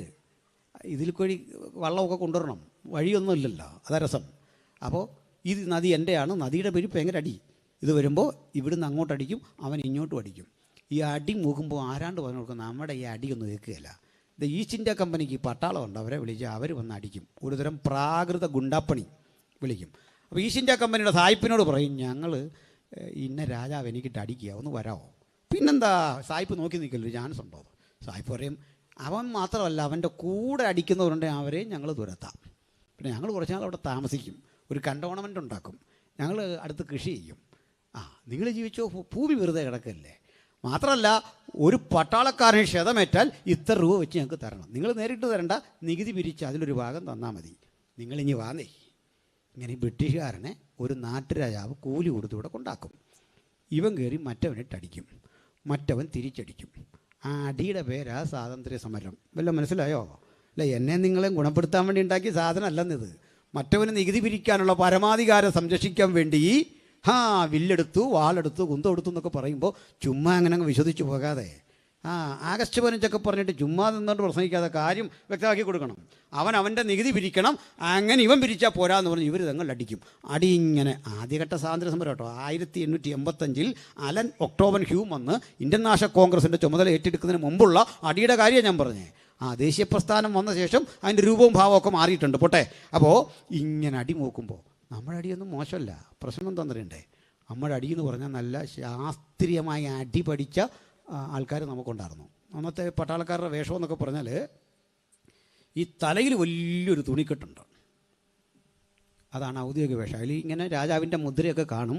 ഈ തുണി വേണ്ടെടുത്ത് കഷ്ടിച്ചൊരു 2 ഇഞ്ച് തുണി, കൊമ്പം മീശ. ഇതാ പട്ടാളം, നമ്മുടെ പട്ടാളം. പട്ടാളത്തിന് ആയോധന കലകളെല്ലാം അറിയാം. അവർ കൃത്യമായി തന്നെ ഈ വഴിപാടും കാര്യങ്ങളെല്ലാം നടത്തിയിട്ട് യുദ്ധത്തിന് നിൽക്കുക. നമ്മുടെ യുദ്ധത്തിന് പ്രത്യേകത, എതിരാളിയെ കൂടി വണങ്ങിയിട്ടാണ് അടി കൊടുക്കുന്നത്. ലോകത്തൊരു രാജ്യത്തിലും അത്ര രീതിയില്ല. നിങ്ങളൊന്ന് ആലോചിച്ച്, ഗുഡ് മോർണിംഗ് സാർ എന്ന് പറഞ്ഞൊരു കീച്ചിട്ട് കൊടുക്കുക. അച്ഛാ സുഖമായിട്ടിരിക്കുന്നോ? ആ പിടിച്ചു ഓർണമെന്ന് ഇങ്ങനെ കൊടുക്കുന്ന വിധത്തിലെ യുദ്ധമായിരുന്നു പണ്ട് ഇവിടെ നടന്നുകൊണ്ടിരുന്നത്. നല്ല യുദ്ധം. അത് നമ്മൾ ചരിത്രം പഠിച്ച ഒത്തിരി കാര്യങ്ങളുണ്ടേ. മുമ്പോട്ട് എനിക്ക് സമയമില്ലാത്തതുകൊണ്ട് ആ വഴിയൊന്നും പോകാൻ പറ്റുന്നില്ല. അപ്പോൾ എന്തൊക്കെ അടിയെന്നറിയണ്ടേ? അതിൻ്റെ തത്വങ്ങൾ കുറേയൊക്കെ എനിക്കറിയാം, പക്ഷേ അടിക്കാനൊന്നും അറിയത്തില്ല, അതിനുള്ള ശേഷിയില്ല. ഈ തത്വം അറിയാം, തത്വം അറിഞ്ഞിട്ട് കാര്യമില്ലല്ലോ. അപ്പോൾ അടി തുടങ്ങി. അതിനു മുമ്പ് പ്രകൃതിയെ നമസ്കരിച്ചു, മണ്ണിനെ നമസ്കരിച്ചു, മാതാപിതാക്കളെ ഓർത്തു. രാഹുകാലം വിറ്റ ഞങ്ങൾ ആരാണ്ടാണോ? അന്ന് ഇന്ത്യ വിറ്റ നാട്ടുരാജാവിൻ്റെ കൊച്ചുമകനാ ഞങ്ങളുടെ പരസ്യവും കലക്കിയിട്ട് ചൊറിയാ. നീയൊക്കെ ചരിത്രം പഠിക്കും. ആദ്യം ചരിത്രം പഠിക്കും. ഞങ്ങളല്ലെന്ന്, ഞങ്ങളങ്ങനെ ചെയ്തിട്ടേ ഇല്ല. ഏത് കോടതിയിലും മൊഴി കൊടുക്കാം, ഞങ്ങളല്ലത്. നിരുപാധികം വിട്ടയക്ക് സാർ, നമ്മളല്ല. നിങ്ങൾ ചരിത്രത്തിൽ നിന്ന് സംഭവം കൊണ്ടുപോവാ. നമ്മൾ ഞങ്ങൾ വേറെ ടീമാണ്. ഞങ്ങളാരുടെ ടീമാണെന്നറിയോ? ഒരു നുള്ളു മണ്ണ് ഇവിടുന്ന് കൊണ്ടുപോകാതെ, ഇവിടുന്ന് ആരെയും ഉപദ്രവിക്കാതെ ഈ രാജ്യത്തേക്ക് അങ്ങ് ഫ്രാൻസും അമേരിക്കയും ബ്രിട്ടനിൽ നിന്നൊക്കെ സുവിശേഷം പ്രസംഗിക്കാൻ വന്ന കുറേ മനുഷ്യരുണ്ട്, മിഷണറിമാർ. അവരുടെ പക്ഷേ അവർ കൊള്ളയടിക്കാൻ വന്നല്ല. ആ നാട്ടിൽ അവർക്കുണ്ടായിരുന്ന സ്വത്തും സമ്പത്തും ഒക്കെ ഇവിടെ കൊണ്ട് ചിലവഴിച്ച് ഇവിടെ മരിച്ചു വീണ മഹാരഥന്മാരുടെ പിൻഗാമികളായിട്ടാണ് ഞങ്ങൾ ഇന്ന് സുവിശേഷം പറയുന്നത്. അവരാണ് കലാലയങ്ങൾ രൂപപ്പെടുത്തിയത്. ഇന്ത്യയുടെ മാറ്റത്തിൻ്റെ മുഴുവൻ മാറ്റൊലി അവരുടെ ശബ്ദത്തിലൂടെ പുറത്തു വന്നത്. ഇന്ത്യക്കാരൻ ആദ്യം BA MA ഈ ഡിഗ്രി കണ്ടതേ ബൈബിൾ സ്കൂളിൽ നിന്നാണ്. മനസ്സിലായോ? സെമിനാരികൾക്കകത്തുനിന്ന് ആദ്യം BA MA പുറത്തു വന്നത്. സർക്കാർ അംഗീകൃത ഡിഗ്രി അതാ പുറത്തു വന്നത്. എനിക്ക് നേരമില്ല, അതുകൊണ്ട് അതൊക്കെ വിടുന്നു. പറഞ്ഞ എന്തിനാ? 18 കൊല്ലം മാതാപിതാക്കൾക്ക് കീഴടങ്ങിയിരുന്നു. അതാ വചനം പറയുന്നത്. വയസ്സ് 30 വയസ്സാകുമ്പോൾ യേശു മിനിസ്ട്രി ആരംഭിക്കുക. അല്ലാതെ ചിലർ ധരിച്ചതുപോലെ യേശു ഇങ്ങനെ 12 വയസ്സൊക്കെ കഴിഞ്ഞ് പണിയെടുക്കാൻ നോക്കിയിട്ട് പറ്റുന്നില്ല. ഉളിയെടുത്തു, കൊട്ടുപടിയെടുത്തു, ഒരു കോഴിക്കോട് പോലും വൃത്തിക്ക് പണിയാൻ കഴിയുന്നില്ല. യോസേഫും മറിയം കൂടെ വിളിച്ചു, മക്കളിഞ്ഞ് വന്നേ, പാപ്പാ കുറ്റം പറയാമെന്നൊന്ന് ഓർക്കത്. ഇരുന്നു. നിൻ്റെ താഴെ 2 ചേച്ചിമാർ, 2 പെങ്ങന്മാരുണ്ട്, അനിയന്മാരുണ്ട്. നമുക്ക് ജീവിക്കാൻ എന്തെങ്കിലും ഒരു വഴി. അങ്ങനെ ഒരു വഴിയും ഇല്ലാതെ വന്നപ്പോൾ ദൈവമായ ആളല്ല യേശുക്രിസ്തു. മനസ്സിലായോ? ഒരു ഗതിയും പരഗതിയും ഇല്ലാതെ വന്നപ്പോൾ ജീവിക്കാനൊരു മാർഗം അങ്ങനെ വന്നല്ല. പിന്നെ എങ്ങനെ? പറയാം. പഴയ നിയമത്തിൽ പ്രത്യക്ഷമായും പരോക്ഷമായും 234 വാക്യങ്ങളുടെ തെളിവ് യേശുവിനെക്കുറിച്ചുണ്ട്. ഇങ്ങനെ ഒരുവൻ വരും, അവൻ ജനിക്കുന്ന സ്ഥലം ഒരുവൻ പ്രവചിച്ചു, അവൻ ജനിക്കുന്ന വിധം മറ്റൊരുവൻ പ്രവചിച്ചു. ഒന്നുകൂടി ഞാൻ കൃത്യം പറഞ്ഞാൽ, യേശുവിനെക്കുറിച്ചുള്ള പൗരാണികമായ പ്രവചനങ്ങളിൽ ഒന്ന് ഉൽപ്പത്തി 3:15 അവിടെ പറയാണ്, സ്ത്രീയുടെ സന്തതി സർപ്പത്തിൻ്റെ തല തകർക്കും. സർപ്പത്തിൻ്റെ തല സ്ത്രീയുടെ സന്തതി തകർക്കുമെന്ന് എഴുതി വെച്ചപ്പോൾ ഉൽപ്പത്തിയുടെ ഗ്രന്ഥം തീരുമ്പോൾ യേശു ജനിക്കുന്ന കുലം പരിശുദ്ധാത്മാവ് വ്യക്തമാക്കി. കൃത്യമായി പറഞ്ഞു, യഹൂദ ഒരു ബാലസിംഹം. അല്പം കൂടി കാലം കഴിഞ്ഞപ്പോൾ മറ്റൊരു പ്രവാചകൻ വന്നിട്ട് യാക്കോവിൻ്റെ കുടുംബത്തിൽ ജനിക്കുന്ന യാക്കോവിൽ നിന്നൊരു നക്ഷത്രം ഉദിക്കും സംഖ്യാപുസ്തകത്തിൽ. അടുത്ത പ്രവാചകൻ വന്നിട്ട് യേശു ജനിക്കുന്ന സ്ഥലം മീഖ പ്രവചിച്ചു, ബേത്ലഹേം, എബ്രാത്തയിലെ ബേത്ലഹേമിൽ നിന്ന് ക്രിസ്തു ജനിക്കും. 2 ബേത്ലഹേം എന്നുണ്ട്, അതിൽ സ്പെസിഫൈ ചെയ്യാൻ വേണ്ടി പറഞ്ഞു, എബ്രാത്തയിലെ ബേത്ലഹേമിൽ നിന്ന് നസ്രായനായ യേശു ജനിക്കുമെന്നുള്ള ആ പ്രവചനം കൃത്യം പ്രവചിച്ചു.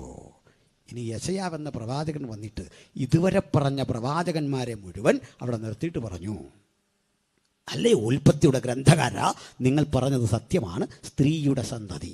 പക്ഷെ അവൻ കേവലം ഒരു സ്ത്രീയുടെ സന്തതിയല്ല, അവൻ കന്യക ഗർഭിണിയായൊരു മകനെ പ്രസവിക്കും. ഇത് കഴിഞ്ഞു ദാവീദിൻ കാലമെത്തുമ്പോഴേക്ക് സ്ഥിതി കുറെ കുറിച്ച് മാറി. അദ്ദേഹം പറയുകയാണ്, യേശുവിൻ്റെ ക്രൂശിലെ മരണ നിമിഷം വരെ കൃത്യം പറഞ്ഞു. യേശുവിൻ്റെ അങ്കിക്കായി ചീട്ടിടുന്ന രംഗം പറഞ്ഞു, ആക്രമിക്കുന്ന രംഗം പറഞ്ഞു, മുൻകൂട്ടി ഈ പ്രവചനമെല്ലാം പറഞ്ഞു. ഇതിനു മുമ്പ് യെശയ്യാ ചെയ്തൊരു കാര്യം കൂടി പറയാം. യെശയ്യാപ്രവാചകന്റെ പുസ്തകത്തിൽ 53-ാം അധ്യായമുണ്ട്. തീരെ കൺട്രോൾ കിട്ടുന്നില്ലെങ്കിൽ മാത്രമേ സംസാരിക്കാവൂ. അവിടുന്ന് വല്ലാത്ത ശബ്ദം ഇങ്ങോട്ട് വരുന്നു. ആ ഫോണൊക്കെ ഓഫാക്കി വെക്കണേ, ശ്രദ്ധിക്കണേ. യെശയ്യാ പറയാം 53-ാം അധ്യായത്തിൽ, ഞങ്ങൾ കേൾപ്പിച്ചത് ആർ വിശ്വസിച്ചിരിക്കുന്നു? യെശയ്യാവേ, ആരായി ഞങ്ങൾ? യെശയ്യാ പറയും, ഞങ്ങൾ ഉൽപ്പത്തി മുതൽ ഞാൻ വരെയുള്ള ഞങ്ങൾ ജനത്തെ കേൾപ്പിച്ചത് ആരാ വിശ്വസിച്ചിരിക്കുന്നത്? ഞങ്ങളോ? പഴയ നിയമപ്രവാചകന്മാരായ ഞങ്ങൾ ജനത്തെ കേൾപ്പിച്ചു ഒരു കാര്യം, ഞങ്ങൾ കേൾപ്പിച്ചത് ആർ വിശ്വസിച്ചിരിക്കുന്നു? യഹോവയുടെ ഭുജമാർക്ക് വെളിപ്പെട്ടിരിക്കുന്നു. അവൻ ഇളയ തൈ പോലെയും വരണ്ട നിലത്തുനിന്ന് വേർമുളയ്ക്കുന്ന പോലെയും അവൻ്റെ മുമ്പാകെ വളരും. അവന് രൂപഗുണമില്ല, കോമളത്വമില്ല, കണ്ടാൽ ആഗ്രഹിക്കത്തക്ക സൗന്ദര്യവുമില്ല. അവൻ മനുഷ്യരാൽ അടിക്കപ്പെട്ടും നിന്ദിക്കപ്പെട്ടും ത്യജിക്കപ്പെട്ടും വ്യസനപാത്രമായും രോഗം ശീലിച്ചവനായും ഇരുന്നു. അവനെ കാണുന്നവർ മുഖം മറച്ചു കളയത്തക്കവണ്ണം അവൻ നിന്ദിതനായിരുന്നു. നാമോ ദൈവം അവനെ ആദരിച്ചതുമില്ല എന്ന് വിചാരിച്ചു. എന്നാൽ അവൻ നമ്മുടെ അകൃത്യങ്ങൾ നിമിത്തം തകർന്നും നമ്മുടെ പാപം നിമിത്തം മുറിവേറ്റുമിരിക്കുന്നു. നമ്മുടെ സമാധാനത്തിനായുള്ള ശിക്ഷ അവൻ്റെ മേലായി, അവൻ്റെ അടിപ്പിണരുകളാൽ നമുക്ക് സൗഖ്യം വന്നുമിരിക്കുന്നു. നാം ഓരോരുത്തരും താൻ്റെ വഴിക്ക് തിരിഞ്ഞിരുന്നു. എന്നാൽ യഹോവ നമ്മുടെ എല്ലാ അകൃത്യം അവൻ്റെ മേൽ ചുമത്തി. തന്നെത്താൻ താഴ്ത്തി വായു തുറക്കാതെ ഇരുന്നിട്ട് അവൻ പീഡിപ്പിക്കപ്പെട്ടു. അവൻ കൊല്ലുവാൻ കൊണ്ടുപോകുന്ന കുഞ്ഞാടിനെ പോലെയും രോമം കത്തിരിക്കുന്ന മുമ്പാകെ മിണ്ടാതെ ഇരിക്കുന്ന ആടിനെ പോലെയുമായിരുന്നു. എന്നാൽ അവനെ തകർത്ത് കളവാൻ യഹോവയ്ക്ക് ഇഷ്ടം തോന്നി. യേശുവിൻ്റെ ക്രൂശ് മരണം യേശു ജനിക്കുന്നതിൻ്റെ ഏകദേശം 700 വർഷം മുമ്പ് പ്രവാചകൻ പ്രവചിച്ചു. ചുരുക്കി പറഞ്ഞാൽ, യേശുവെന്ന വ്യക്തിത്വത്തിൻ്റെ ആകത്തുക എടുത്ത് പഠിച്ചാൽ ബേത്ലഹേമിലെ ജനനം മുതലല്ല യേശുക്രിസ്തു. അതിനു മുമ്പ് യേശുക്രിസ്തു ഉണ്ടായിരുന്നു. ഹല്ലേലൂയ. ഞാനതിലേക്കൊന്ന് വരാം, ശ്രദ്ധിക്കണം. ഏതാനും മിനിറ്റുകൾ. നമ്മൾ ഒരു ലോകചരിത്രം എഴുതി തുടങ്ങുമ്പോൾ സ്വാഭാവികമായി പറയേണ്ടത് ആദിയിൽ, ഉൽപ്പത്തി അങ്ങനെ തുടങ്ങുന്നത്. ഉൽപ്പത്തിയുടെ ഗ്രന്ഥകാരൻ ആദിയിൽ ദൈവം, ബാക്കി പറയാമോ? ആദിയിൽ ദൈവം, അത് തിരുത്തിക്കോണം, അങ്ങനെയല്ല. ആദിയിൽ ദൈവം സ്വർഗങ്ങളും ഭൂമിയും സൃഷ്ടിച്ചു. മനസ്സിലായി? In the beginning God created heavens and earth. മനസ്സിലായി? ബെറിഷിത് ബാറ എലോഹീം എറ്റ് ഹാ ഷമായീം വേഹ ഇറത്സ് എന്ന് മൂലഭാഷ. ഷമായീം ബഹുവചന ശബ്ദം. ആദിയിൽ ദൈവം, ശരിക്കും പരിഭാഷ ഞാൻ പറയാം. ആദിയിൽ എലോഹീം സ്വർഗങ്ങളും എന്നതുപോലെ നിലവും രൂപപ്പെടുത്തി. ഇങ്ങനെ തുടങ്ങുന്നത്. ആദിയിൽ ദൈവം സ്വർഗങ്ങളും ഭൂമിയും സൃഷ്ടിച്ചു. നമുക്കൊന്ന് ഒരു 0 പോയിന്റിൽ ആരംഭിച്ചു, ആദിയിൽ. അങ്ങനെ മുമ്പോട്ട് വരച്ച് വരുമ്പോൾ നമുക്ക് കാണാം, നോഹയെ കാണാം, അബ്രഹാമിനെ കാണാം. വന്ന് യേശുക്രിസ്തു ആ വര നേരെ ഇട്ട് പോകാം. അങ്ങനെ വരയിട്ടിട്ട് പോകുമ്പോൾ ഈ പഠിക്കുന്ന കൊച്ചു ഒതുക്കി ആച്ചാ അവിടെ നിർത്തിക്കേ. ഇതിന് മുമ്പ് എന്തായിരുന്നു സംഭവം? പഴയ അപ്പച്ചന്മാരാണെങ്കിൽ പറയും, മിണ്ടരുത്. ഞങ്ങൾക്കൊരു അപ്പച്ചനുണ്ടായിരുന്നു, സാവിച്ചാൻ അറിയാം. ഞാനെനിക്കൊരു അപ്പച്ചനോട് ചോദിച്ചു. അപ്പച്ചൻ പറഞ്ഞു, ഉപ്പ് കൃപാവരത്തെ കാണിക്കുന്നു. വെള്ളം പഥ്യമായി തീരാൻ ഉപ്പ് അതിലേക്ക് ഇട്ടു. ചില ഉപദേശന്മാർ ഇപ്പോഴും പറയും, എണ്ണ ആത്മാവിനെ കാണിക്കുന്നത്. എണ്ണ ഇതുവരെ തിരിച്ചറിഞ്ഞിട്ടില്ല ഇങ്ങനെ ഉണ്ടെന്ന്. മനസ്സിലായോ? ബോവസ് യേശുവിനെ കാണിക്കുന്നു. അത് ബോവസിനും അറിയത്തില്ലായിരുന്നു, രൂത്തിനും അറിയത്തില്ലായിരുന്നു, യേശുവിനും അറിയത്തില്ലായിരുന്നു, പൗലോസിനും അറിയത്തില്ലായിരുന്നു, പത്രോസിനും അറിയത്തില്ലായിരുന്നു. ആകെ അറിയാവുന്ന ആരാ? നമ്മുടെ ബൈസ്കൂളിലെ സാറിന്, പിന്നെ ക്ലാരൻസ് ലാർക്കിന്. ഇങ്ങനെ കുറേ പേർക്ക് അറിയാം. ഇവരാരും അറിഞ്ഞിട്ടില്ല ഇങ്ങനെ സംഭവം. പോട്ടെ എന്ന് പറഞ്ഞ പോലെ ഉപ്പ് കൃപാവരമാണ്. ഞാൻ പറഞ്ഞു, ഉപ്പ് കൃപാവരമാണെങ്കിൽ ഏറ്റവും അധികം കൃപ കിട്ടിയ ഒരാൾ ബൈബിളിലുണ്ട്. അത് ലോത്തിൻ്റെ ഭാര്യയാണ്. അഹങ്കാരി, എണ്ണിക്കട അവിടെ എന്ന് പറഞ്ഞൊരു കൊച്ചു ചോദിക്കുക, ആദിയിൽ ദൈവം സ്വർഗങ്ങളും ഭൂമിയും സൃഷ്ടിക്കുന്നതിന് മുമ്പ് എന്തായിരുന്നു? മനസ്സിലായോ? മുമ്പ് എന്തായിരുന്നു? ഈ കുടുംബചരിത്രമൊക്കെ എഴുതുമ്പോൾ പറയല്ലേ, പാലായിൽ നിന്ന് വന്നു പാർത്തതായ ഒരപ്പച്ചൻ ഒരു കൊച്ചൻ കയറി ചോദിക്കുക, ആ പാലായിൽ അപ്പച്ചൻ എങ്ങനെ വന്നു? മിണ്ടരുത്. ഈ കുടുംബയോഗമൊക്കെ കൂടുമ്പോൾ ഒരു ചരിത്രം നമ്മൾ എഴുതുമ്പോൾ പറയും, പാലായിൽ നിന്ന് അന്ന് ഇങ്ങോട്ട് വാഴൂരിന് വന്ന ഒരപ്പച്ചൻ്റെ കുടുംബത്തിൽപ്പെട്ട ശാഖയിൽ ആരെങ്കിലും കയറി ഈ അപ്പച്ചൻ പാലായിൽ എങ്ങനെ വന്നു? അവിടെ ഒറ്റ ഉത്തരവേ ഉള്ളൂ, മിണ്ടരുത്. ഈ മിണ്ടരുതെന്നുള്ള ആ നാവടക്കം ആ പലരും രക്ഷപ്പെട്ടു പോകുന്നത്. എന്നാലേ അതിന് മുമ്പുള്ള ഉത്തരവുണ്ട്. ഈ ഗ്രന്ഥം എഴുതിയ മോശ പറഞ്ഞു, ഉത്തരം മരിക്കുന്നതിന് മുമ്പ് തന്നു. സ്വന്തം ജ്യേഷ്ഠൻ മരിച്ചു കിടക്കുക. സ്വന്തം ഇപ്പം മരിച്ചു എന്നൊക്കെ പറയാൻ തന്നെ പേടിയാണ്. വേറെ പദങ്ങളൊക്കെ ഈ ആഴ്ച വന്നിട്ടുണ്ട് മരിച്ചു എന്നുള്ളതിന്. പേടിച്ചാണ് ഞാനിവിടെ നിൽക്കുന്നത്. പോട്ടെ. അപ്പോൾ 90-ാം സങ്കീർത്തനത്തിൽ മോശ പറയുക, ഉൽപ്പത്തിയിലെ ചോദ്യത്തിൻ്റെ ഉത്തരം എന്താണെന്നറിയാം? കർത്താവേ, നീ തലമുറയായി ഞങ്ങളുടെ സംഗീതമായിരിക്കുന്നു. പർവ്വതങ്ങളുണ്ടായതിനും ഭൂമിയെയും ഭൂമണ്ഡലത്തെയും സ്ഥാപിച്ചതിനു മുമ്പ് നീ അനാദിയായും ശാശ്വതമായും ഞങ്ങളുടെ ദൈവമാകുന്നു. ഉൽപ്പത്തിക്കപ്പുറത്ത് ചാടി. യോഹന്നാൻ്റെ സുവിശേഷത്തിലേക്ക് വന്നപ്പോൾ ഈ ശാശ്വതമായി ദൈവമായിരുന്നവനെ വെളിപ്പെടുത്തി. എങ്ങനെയാണെന്നറിയണ്ടേ? ആദിയിൽ വചനമുണ്ടായിരുന്നു, വചനം ദൈവമായിരുന്നു, വചനം ദൈവത്തോട് കൂടെയായിരുന്നു. അതിങ്ങോട്ട് പ്രസ്താവിച്ചിട്ട് പിന്നെ ഈ വചനം എന്നുള്ള വിട്ടിട്ട് അവൻ എന്നായി. അവൻ അവൻ അവൻ അവൻ എന്ന് പറഞ്ഞിട്ട് പറയുക, അവൻ ജഡമെടുത്തു നമ്മുടെ ഇടയിൽ പാർത്തു. ആരാണത്? യേശു ക്രിസ്തു. അപ്പോൾ ഉൽപ്പത്തിക്ക് മുമ്പ് യേശു ഉണ്ടായിരുന്നു. അങ്ങനെയെങ്കിൽ യേശു ഇന്നിവിടെ ഉള്ള വെളിപ്പാടിൻ്റെ അപ്പുറത്താണോ ഉൽപ്പത്തിക്ക് പുറകിലാണോ? ഞാൻ പറയും ഉൽപ്പത്തിക്ക് പുറകിലാണ്. എന്താ കാര്യം? യോഹന്നാൻ്റെ സുവിശേഷം 17-ാം അധ്യായത്തിൽ പറയുക, പിതാവേ, ലോകാരംഭത്തിന് മുമ്പ് നിൻ്റെ അരികിൽ എനിക്കുണ്ടായിരുന്ന മഹത്വത്തിലേക്ക് എന്നെ കൈക്കൊള്ളണം. മുമ്പോട്ടല്ലെന്ന്, ഇങ്ങോട്ട്. നമ്മളെങ്ങോട്ടാണ് പോകുന്നത്? ഞാനിരിക്കുന്ന ഇടമായ പിതാവിൻ്റെ മഹിമയുടെ വലത്തുഭാഗത്ത് നിങ്ങളെയും ചേർക്കും. അപ്പം നമ്മളെങ്ങോട്ടാണ് പോകുന്നത്? വെളിപ്പാട് വഴി അല്ലെന്ന് യാത്ര, ഇങ്ങോട്ടാണ് യാത്രയെന്ന്. അതെങ്ങനെ നോക്കും? പറയാം. നമ്മൾ പോകുന്നത് ഇങ്ങനെ, ചെല്ലുന്നത് ഇങ്ങോട്ടാണ്. ഇതൊരു വൃത്തം പോലെ ഒന്ന് സങ്കല്പിച്ച്, വൃത്തത്തിൻ്റെ എവിടെയും കുത്തി നിങ്ങൾക്ക് ആദിയിൽ തുടങ്ങാം. ഒരു വൃത്തം വരയ്ക്കണം. ഇവിടെ കുത്തിയാൽ ആദിയിൽ ഉൽപ്പത്തി 1:1 കറങ്ങി തിരിഞ്ഞ് ഇവിടെ വരും. ഇതാ ബൈബിളിൻ്റെ ലോകക്രമം. മനസ്സിലായവരെ ഓർത്ത് ഞാൻ ദൈവത്തെ സ്തുതിക്കുന്നു. ദൈവത്തിൻ്റെ ആത്യന്തികമായ പദ്ധതി അതെത്ര വലുതാ! സ്തോത്രം. ഞാൻ വിശദീകരിക്കുന്നില്ല. അന്നേ ക്രിസ്തു ഉണ്ടായിരുന്നു. അതെങ്ങനായിരുന്നു? അന്നത്തെ കാണാൻ വെളിപ്പാടിലെ ക്രിസ്തുവിനെ കണ്ടാൽ മതി. ഏകദേശം 90% യോജിക്കും. ഒരു വ്യത്യാസമുള്ളൂ. ഒരു ബിരുദം കരതമാക്കുന്നുണ്ട് എൻ്റെ ഇടയ്ക്ക്. അതെന്താണെന്ന് ഞാൻ പറയാം. നോക്കണം. ആ ക്രിസ്തു പിതാവിൻ്റെ മഹിമയുടെ വലത്തുഭാഗത്തിരിക്കുന്ന രംഗമെങ്ങനെ? ഞാൻ സ്വർഗത്തിൽ ഒരു വാതിൽ തുറന്നിരിക്കുന്നത് കണ്ടു. ആ സിംഹാസനത്തിൽ, അവിടെ ഒരു മനോഹരമായൊരു സിംഹാസനം ഞാൻ കണ്ടു. സിംഹാസനത്തിൽ കാഴ്ചയ്ക്ക് സൂര്യകാന്തത്തോടും പത്മരാഗത്തോടും സദൃശനായി ഒരുവരിയ്ക്കുന്നു. സിംഹാസനത്തിന്റെ മുമ്പിൽ നിന്നും ശുദ്ധ പളുങ്കിനൊത്തൊരു കണ്ണാടിക്കടൽ പുറപ്പെടുന്നു.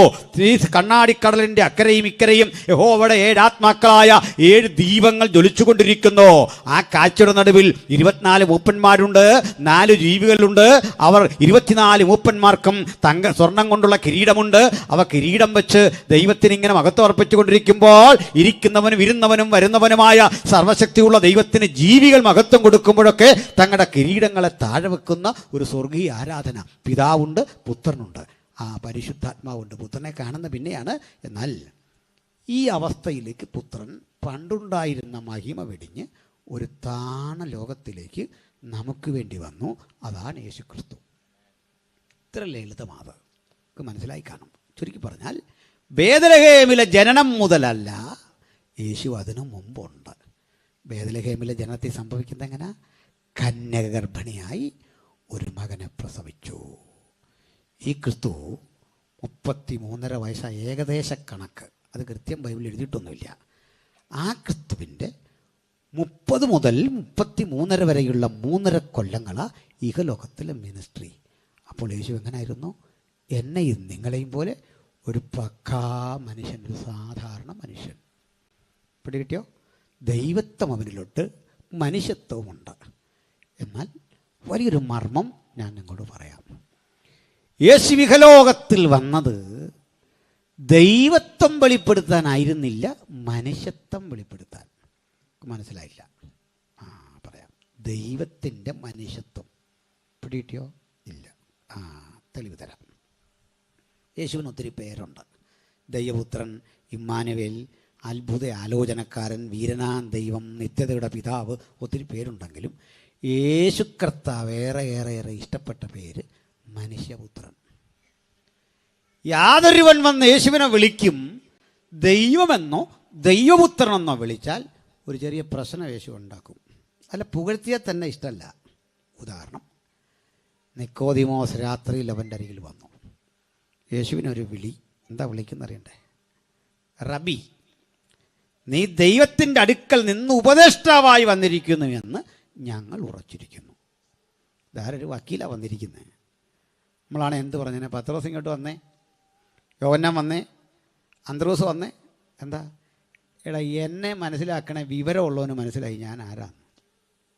നാട്ടിക്കിടന്ന് കുറേ പേര് പറയാം ഞാൻ തച്ചൻ്റെ മകൻ മറിയയുടെ മകനെന്ന് ആക്ഷേപിക്കുമ്പോൾ വക്കീല് പറയുക നീ ദൈവത്തിൻ്റെ അടുക്കൽ നിന്ന്. ഒന്നും പറഞ്ഞില്ല. യേശു പറഞ്ഞേ, കുഞ്ഞ് വീണ്ടും ജനിക്കണം. കൂടുതൽ ടോക്കില്ല, വീണ്ടും ജനിച്ചേ പറ്റൂ. യേശുവിനെ ആരെങ്കിലും കയറി ദൈവമെന്നോ ദൈവപുത്രനെന്നോ വിളിച്ചാൽ ഒരോടക്ക തെളിവ് കേൾക്കണോ? പിന്നെയും വന്നിട്ട് വിളിക്കും നല്ലവനായ ഗുരു. എന്നെ അങ്ങനെ വിളിക്കരുത്, കട്ട് ചെയ്ത് വിടും. മനുഷ്യപുത്രൻ എന്ന് വിളിച്ചാൽ മതി തന്നെ. ഈ വിലക്ക് നിലനിൽക്കുക. ഒരുത്തൻ ഫിലിപ്പിൻ്റെ കൈസരിൽ വെച്ച് യേശുവിനെ വിളിച്ചു, നീ ജീവനുള്ള ദൈവത്തിൻ്റെ പുത്രനായ ക്രിസ്തു. അന്ന് വിലക്കിയോ? വീണ്ടും ജനിച്ചവൻ വിളിച്ചാൽ കർത്താവിന് ഭയങ്കര സന്തോഷമാണ്. വീണ്ടും ജനിച്ചവനും മാത്രമുള്ള തിരിച്ചറിവാ നീ ദൈവപുത്രൻ. എന്താ തെളിവെന്നറിയണ്ടേ? മാരക മരക്കുരിശിൽ ചോര ചിന്തി അവസാനത്തുള്ളി രക്തവും മനുഷ്യരാശിക്ക് കൊടുക്കുന്ന അവനെ കണ്ടിട്ടേ, എന്നെയും നിങ്ങളെ പോലെ പച്ച മനുഷ്യൻ അവനെ കണ്ടിട്ട് പറയുക, നീയാണ് എൻ്റെ രക്ഷകൻ എന്ന് പറയണമെങ്കിൽ പിതാവ് വെളിപ്പെടുത്തണം, ദൈവത്വത്തിലുള്ളണം. സ്വർഗസ്ഥനായ എൻ്റെ പിതാവ് വെളിപ്പെടുത്തിയിട്ടല്ലാതെ നിനക്ക് ഈ മർമ്മം മനസ്സിലാവില്ല. അതാണ് യേശുക്രിസ്തു. വേറൊരു കാര്യങ്ങളുണ്ട്. നമ്മുടെ സാത്താൻ യേശുവിനെ കണ്ടിട്ട് വിളിച്ചു. മര്യാദയ്ക്ക് യേശുവിനെ ബൈബിളിൽ വിളിച്ച ഒരാൾ സാത്താനാ. അങ്ങനെ വിളിച്ച്, യേശുവേ മഹോന്നതനായ ദൈവത്തിൻ്റെ പുത്ര.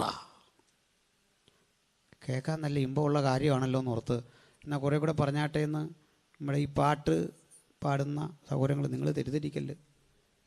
ഇപ്പോൾ ഈ പാട്ട് കഴിഞ്ഞേ ഞാൻ പോവുള്ളൂ. കാരണം ഈ പാട്ടുകാരുടെ കൂടൊരു പ്രസംഗമുണ്ട്. പറയുന്നവരല്ല കേട്ടോ. ഞാനൊരാളോട് പറഞ്ഞ് പ്രസംഗിക്കാൻ ഞങ്ങളൊക്കെ ഉണ്ടല്ലോ, നിങ്ങൾ ആ സമയം കൂടെ ഒരു പാട്ടങ്ങ് പാട്. മനുഷ്യനെ ആരാധിക്കുവോ കൈയടിക്കുവോ ചാടുവോ തുള്ളുവോ ഒക്കെ ചെയ്തോട്ടെ. നിങ്ങൾ ഈ എരുതിയിലേക്ക് എണ്ണ ഒഴിക്കുന്ന പോലെ കുറച്ച് നേരം ഇങ്ങനെ നമുക്കിങ്ങനെ വെക്കാം ഇങ്ങനെ വെക്കാം. ഞാൻ മര്യാദയുടെ പേരിൽ ഒരു തവണയൊക്കെ വെക്കും. ഒരു എത്തിക്സ് പാലിക്കണമല്ലോ, ഒരു പുൽപ്പിറ്റ് എത്തിക്സ്. പിന്നെ ഇവർ ഈ കാണിക്കുന്ന പരിപാടിയുടെ കൂടെ ഞാൻ നിൽക്കുകയല്ല, പിണക്കൊണ്ടായിട്ടല്ല. ഞങ്ങൾ ഇടയ്ക്ക് ഒരു ഗ്രാജുവേഷൻ തൃശ്ശൂർ പോയി, ഞാനും ഭാര്യയുണ്ട്. ഈ പയ്യൻ ഏതാണ്ടല്ലോ ഇങ്ങനെ കാണിക്കുമ്പോൾ ഞാൻ മിണ്ടാതിരിക്കുക. ഇവൻ എന്നെ നോക്കിയിട്ട് പറയാ, സൈലൻ്റായിട്ടിരുന്നോ, സൈലൻ്റ് അറ്റാക്ക് വരുന്ന സമയമാണ്.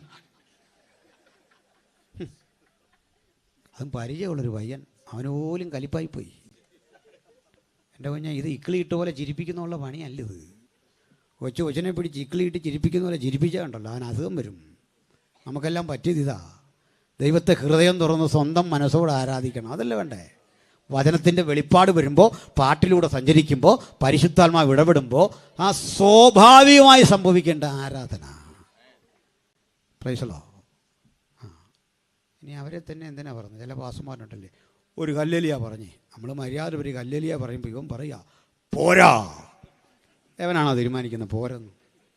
എന്തോ പോരെന്നാ? ശബ്ദം പോരെന്നോ ആത്മാർത്ഥ? നീ എങ്ങനെ കണ്ടുപിടിച്ച പോരെന്നു? ഇതെങ്ങനെ അറിയാം? പോട്ടെ, ഞാൻ അങ്ങോട്ടൊന്നും പോകുന്നില്ല. ഇവൻ വിളിക്കുക, യേശുവേ മഹോന്നതനായത്. അതാ പറഞ്ഞ മിണ്ടരുത്, മിണ്ടിപ്പോല്ല. അവിടെ ഇരുത്തി. എന്താണെന്നറിയണ്ടേ? യേശു വന്നതേ ദൈവത്തല്ല മനുഷ്യത്വം വെളിപ്പെടുത്താൻ. പിടികിട്ടിയില്ല? പറയാം, ഒറ്റവാക്കി പറയാം. ഈ കുറ്റവാളിയെ പിടിക്കാൻ സ്റ്റാറും പദവി മക്കളുള്ളൊരു പോലീസ് യൂണിഫോമിൽ വന്നാൽ രക്ഷപ്പെടാൻ ഒരു പാടുമില്ല. പുള്ളി എന്നെ പിടിക്കാൻ അവിടെ നിൽക്കാമെന്ന് പറഞ്ഞു. ജീപ്പും ഒക്കെ അവിടെ കിടപ്പുണ്ട്.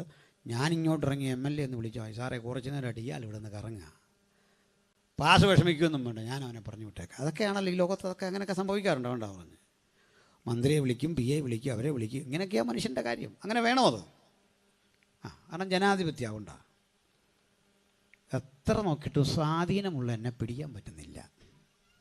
പക്ഷെ ഒരു കാര്യം, വേഷം മാറിയൊരു ഉദ്യോഗസ്ഥൻ എന്നെ പിടിച്ചേ അടങ്ങൂ എന്ന് വിചാരിച്ചാൽ തല കൊണ്ടേ അവൻ പോകും. എന്നെ കൊണ്ട് അടുത്ത കാലത്ത് ഞങ്ങളുടെ കൂടെ പഠിച്ചൊരു ഷാജി സെബാസ്റ്റ്യൻ പാസ് ഉണ്ട്, അങ്ങ് സ്ഥാപിച്ചാനറിയാം. ഹൈക്കോടതിയുടെ അടുത്തുള്ള ഒരു ജയിലിൽ പോയി. അവരോട് നമ്മൾ കൗൺസിലിങ്ങിൻ്റെ ഒക്കെ ഭാഗമായിട്ട് ഇങ്ങനെ സംസാരിക്കുമ്പോൾ ഒരു പ്രാർത്ഥിക്കാൻ വരും. പിന്നെ ഒരു പുള്ളി എന്നെ വന്ന് കണ്ടിട്ട് അടിമുടി നോക്കിയിട്ട് ഇഷ്ടപ്പെട്ടില്ല. എന്നെ ഇഷ്ടപ്പെടാത്ത ഒത്തിരി മനുഷ്യരുണ്ട്.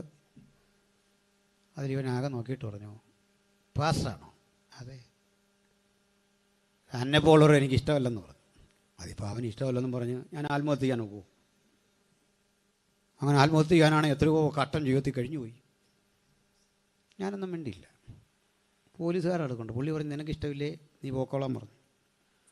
ഞാനിങ്ങോട്ട് തിരിഞ്ഞ് നടക്കുമ്പോൾ പോലീസുകാരൻ ചോദിച്ചു, സാറേ അവൻ അത്രയും ക്ഷുഭിതനായത് മനസ്സിലായി. ഞാൻ പറഞ്ഞു, അവനെന്തോ ഇഷ്ടക്കേട്. ഒന്നുമല്ല, അവനെ ഒരു പോക്സോ കേസിലെ പ്രതിയാ, ഒരു കൊച്ചു കുഞ്ഞിനെ പീഡിപ്പിച്ചു കൊന്നു. ഇവനന്ന് ആർക്കും അറിയത്തില്ല.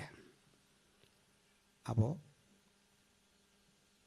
ഇവന് ഈ ചായയും വടയൊക്കെ വണ്ടിയെ പോയി വിൽക്കുന്നൊരു പണിയാണ്, സൈക്കിളിൽ. പഠിച്ച പണി 18 നോക്കിയിട്ടും പ്രതിയെ കിട്ടുന്നില്ല. ഒരു നേരിയ സംശയം മാത്രം. ഒരു ദിവസം ഒരു പാസ്റ്റർ അവൻ്റെ അടുത്ത് വന്നു. ചായ മേടിച്ച് കുടിച്ചു, വടയൊക്കെ തിന്നു, പരിചയപ്പെട്ടു.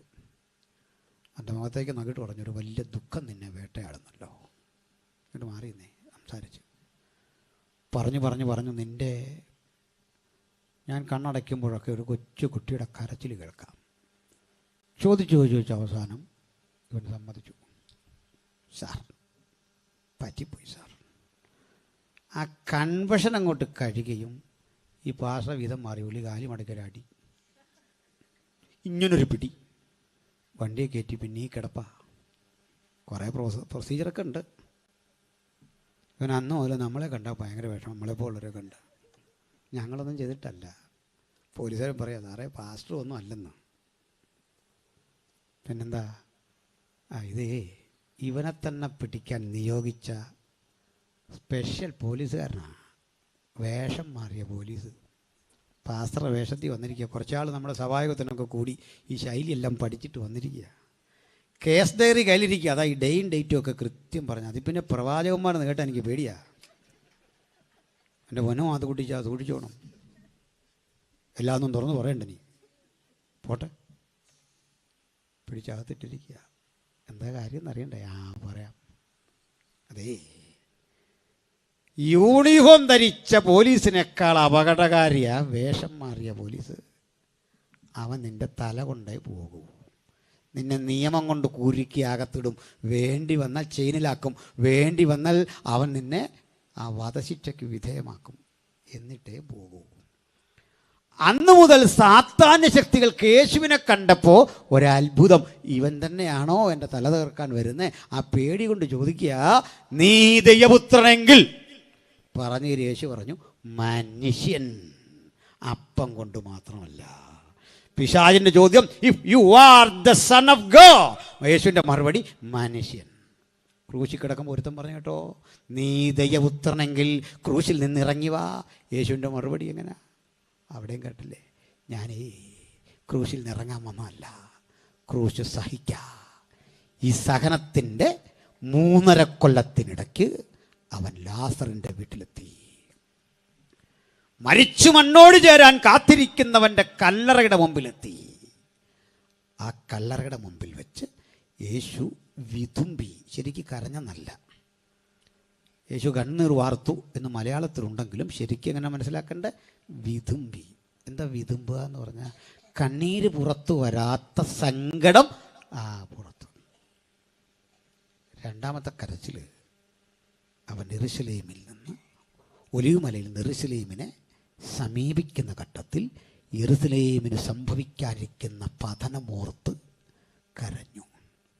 ആ പതനത്തിൻ്റെ നിവൃത്തി എന്ന വണ്ണം യെരൂശലേം തകർന്നടിഞ്ഞു. AD 70 ഞാനിന്ന് രാത്രി പ്രസംഗിക്കുന്ന സമയം വരെ പുനർനിർമ്മിക്കാനാവാതെ ചിതറിക്കിടക്കുന്ന കല്ലുകൾ ആ കരച്ചിലിൻ്റെ വീര്യം പ്രസ്താവിക്കുമെങ്കിൽ അതേ ക്രിസ്തു ക്രൂശിൽ കിടന്ന് കരഞ്ഞു.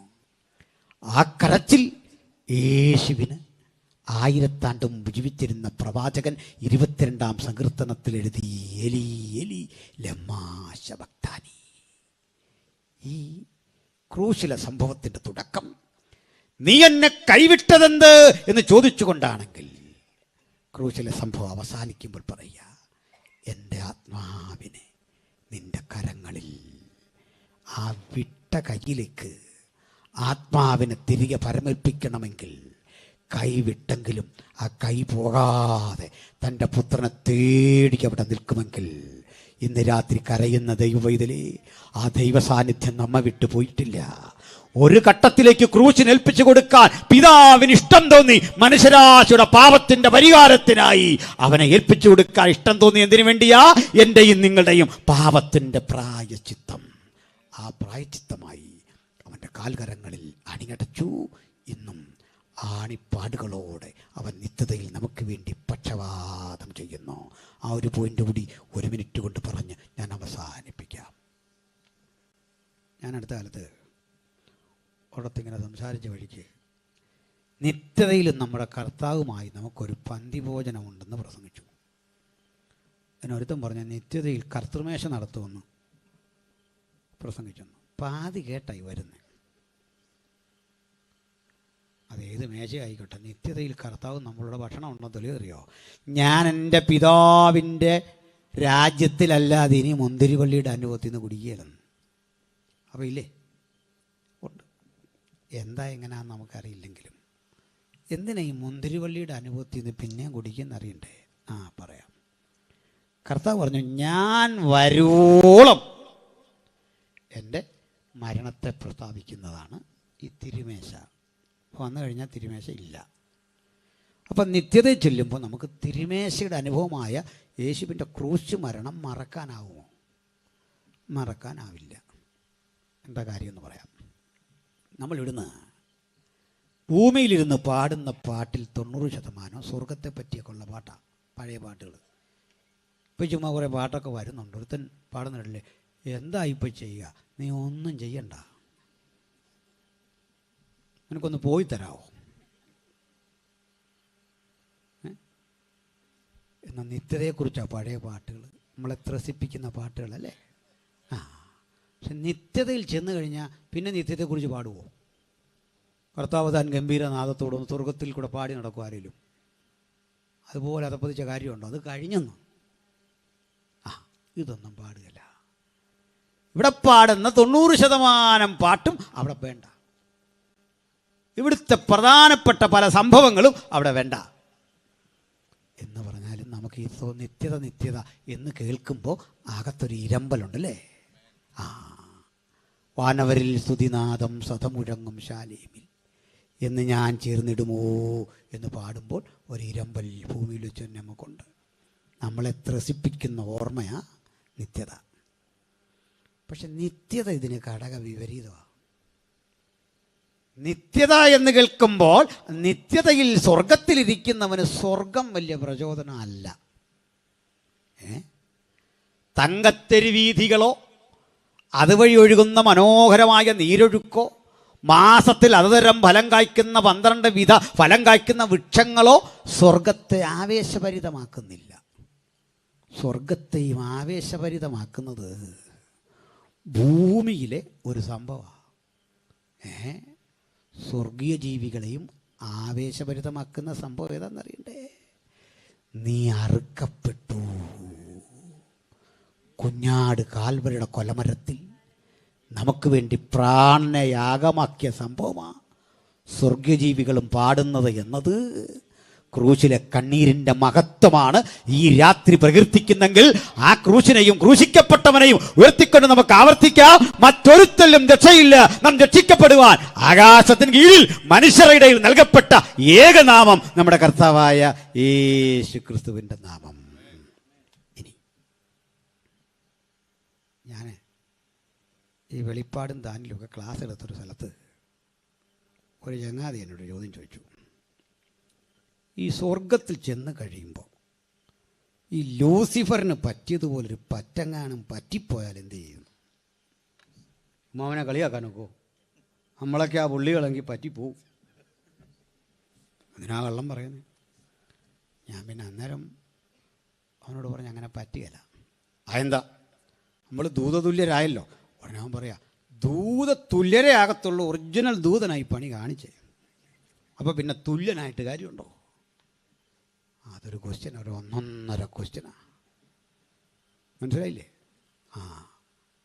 അപ്പോൾ ദൂതതുല്യൻ. ഞാൻ നോക്കിയപ്പോൾ ശരിയാണല്ലോ. അന്ന് മുഴുവൻ ഞാനിത് വൈകിട്ട് കിടന്നിങ്ങനെ ഓർത്തു. പിറ്റേന്ന് അവന് ഉത്തരം കൊണ്ടാണ് ചെന്ന്. എന്താണെന്നറിയണ്ടേ? നിത്യതയെ ചെന്നു, നമുക്കെല്ലാം മാറ്റമുണ്ടായി. അന്നുപോലെ എനിക്കൊരാഗ്രഹം, ഈ നിത്യത ചെന്നാലും ഒത്തിരി കിരീടം വേണ്ടെന്നാണ് ഇപ്പോൾ പ്രാർത്ഥിക്കുന്നത്. അഹങ്കാരം കയറിയാലോ. അങ്ങനെ പ്രാർത്ഥിച്ച് ചിന്തിച്ചിപ്പോൾ കിരീടമേ വേണ്ടെന്നായിട്ടുണ്ട്. പിന്നെ നിങ്ങൾക്കെല്ലാം ഓരോ കിരീടം കിട്ടുമ്പോൾ പാവപ്പെട്ട നമുക്കും അവിടെ ഉണ്ടെങ്കിലും ഒരെണ്ണം പഴയത് വല്ലതും ഉണ്ടെങ്കിൽ.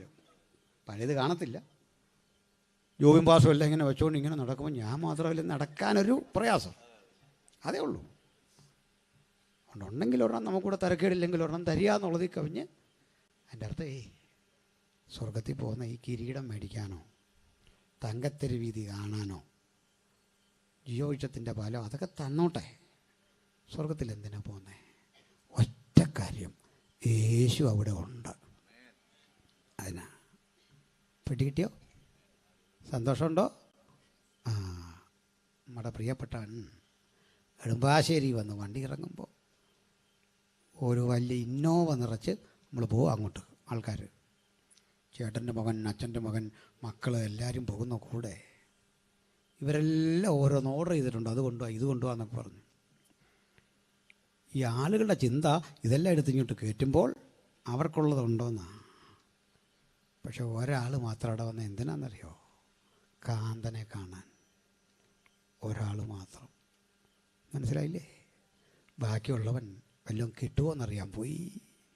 കാന്ത പോയത് എന്തിനാ? കാന്തനെ കാണാൻ. ഹല്ലേലൂയ. ബാക്കിയുള്ളവരെല്ലാം പറഞ്ഞുകൊണ്ടിരുന്നത് എന്താ? എനിക്കത് വേണം, എനിക്കിത് വേണം, അപ്പുറത്തെ വേണം, ഇപ്പുറത്തെ വേണം. ഭൂമി കിടന്നുണ്ട് ഇങ്ങനെ പ്രാർത്ഥിക്കുന്ന നിനക്കേ ഇതൊക്കെ കിട്ടുകയുള്ളൂ. തീർന്നു. കാന്തനെ എത്ര പേർക്ക് വേണം? ദാവീദ് പറയുക, ആസാഫ് പറയുക, സ്വർഗത്തിലും നിന്നെ അല്ലാതെ ഞാൻ മറ്റൊന്നും ആഗ്രഹിക്കുന്നില്ല. ഈ രാത്രി ഈ സംതൃപ്തി എത്ര പേർക്കുണ്ട്? തമ്പുരാനെ, നീ മതി സകലത്തിലെ സകലതുമായി. വീടും കാറും വണ്ടിയും വള്ളമൊന്നും അല്ലെന്നേ, ഭൂസ്വത്തുക്കളുടെ ഉടമയാകാൻ ആഗ്രഹമല്ലെന്നേ, പദവിയല്ലെന്നേ പ്രധാനം. നിന്നെ അല്ലാതെ മറ്റൊന്നും ആഗ്രഹിക്കുന്നില്ല. ഞാൻ യഹോവയുടെ ഒരു കാര്യം അപേക്ഷിച്ചു, അവിടുത്തെ മനോഹരത്വം കാൺമാ. ഉത്തരമായില്ല കേട്ടോ. നമുക്കല്ല, എന്നാലും ഒരു മാറ്റമൊക്കെ ഉണ്ട്. തേജസ്കരിക്കപ്പെടും. അതുകൊണ്ട് പാപം ചെയ്യലെന്നാണോ? അല്ല. അവിടെ മാറ്റമില്ലാത്ത ഒരുവനുണ്ട്. അത് കർത്താവാ. അവിടുത്തെ ആണിപ്പഴുതേ അപ്പോഴും അവിടെ ഉണ്ട്. ഞാൻ ഈ ആണിപ്പഴുത് ഇവിടെ കാണിക്കാൻ കാരണം കലണ്ടറിലെ തെറ്റാ. ഇവിടെ അല്ല സംഭവം. ഇവിടെയാ. ഈ പഴുത് അവിടെയുണ്ട്. അത് മാറിയിട്ടില്ല. മുറിവ് അവിടെ ഉണ്ടെന്ന്. ഉയർത്തെഴുന്നേറ്റ കർത്താവിനും മുറിവുണ്ടെന്നോ? യേസ്. എന്താ കാര്യം? ഈ മുറിവേ ഒരയോഗ്യതയല്ല, ഇത് ജയമെടുത്തതിൻ്റെ തെളിവാണ്. സിംഹമടയിൽ പോയ ഒരാടും ചിരിച്ചു വന്ന ചരിത്രമില്ലെങ്കിൽ ജയാളിയായതിൻ്റെ തെളിവാ ഈ മുറിവ്. ഒരു സൈനിക മേധാവിയുടെ, ഒരു മേലധികാരിയുടെ സ്റ്റാർ പോലെ വിലപിടിപ്പുള്ളതാ ഈ മുറിവ്. ഇനിയും തെളിവാണോ?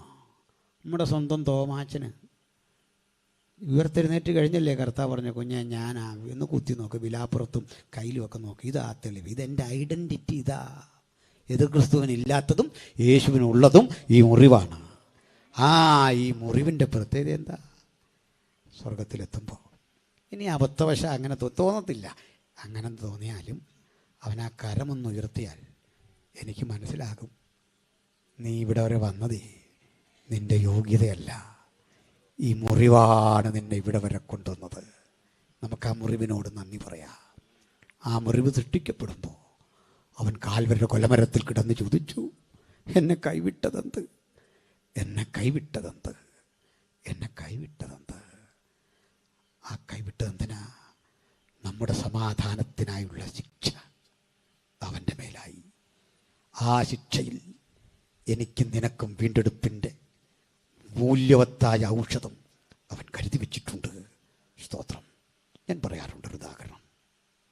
പണ്ട് ഈ മാരകമായ റാബീസ് വിഷം, പേപ്പട്ടി വിഷബാധ, ആളുകൾ നിരവധി മരിക്കുമ്പോൾ ഗവേഷകനായ ലൂയി പാസ്റ്ററുടെ ഒരു സ്നേഹിതനും മരിച്ചു.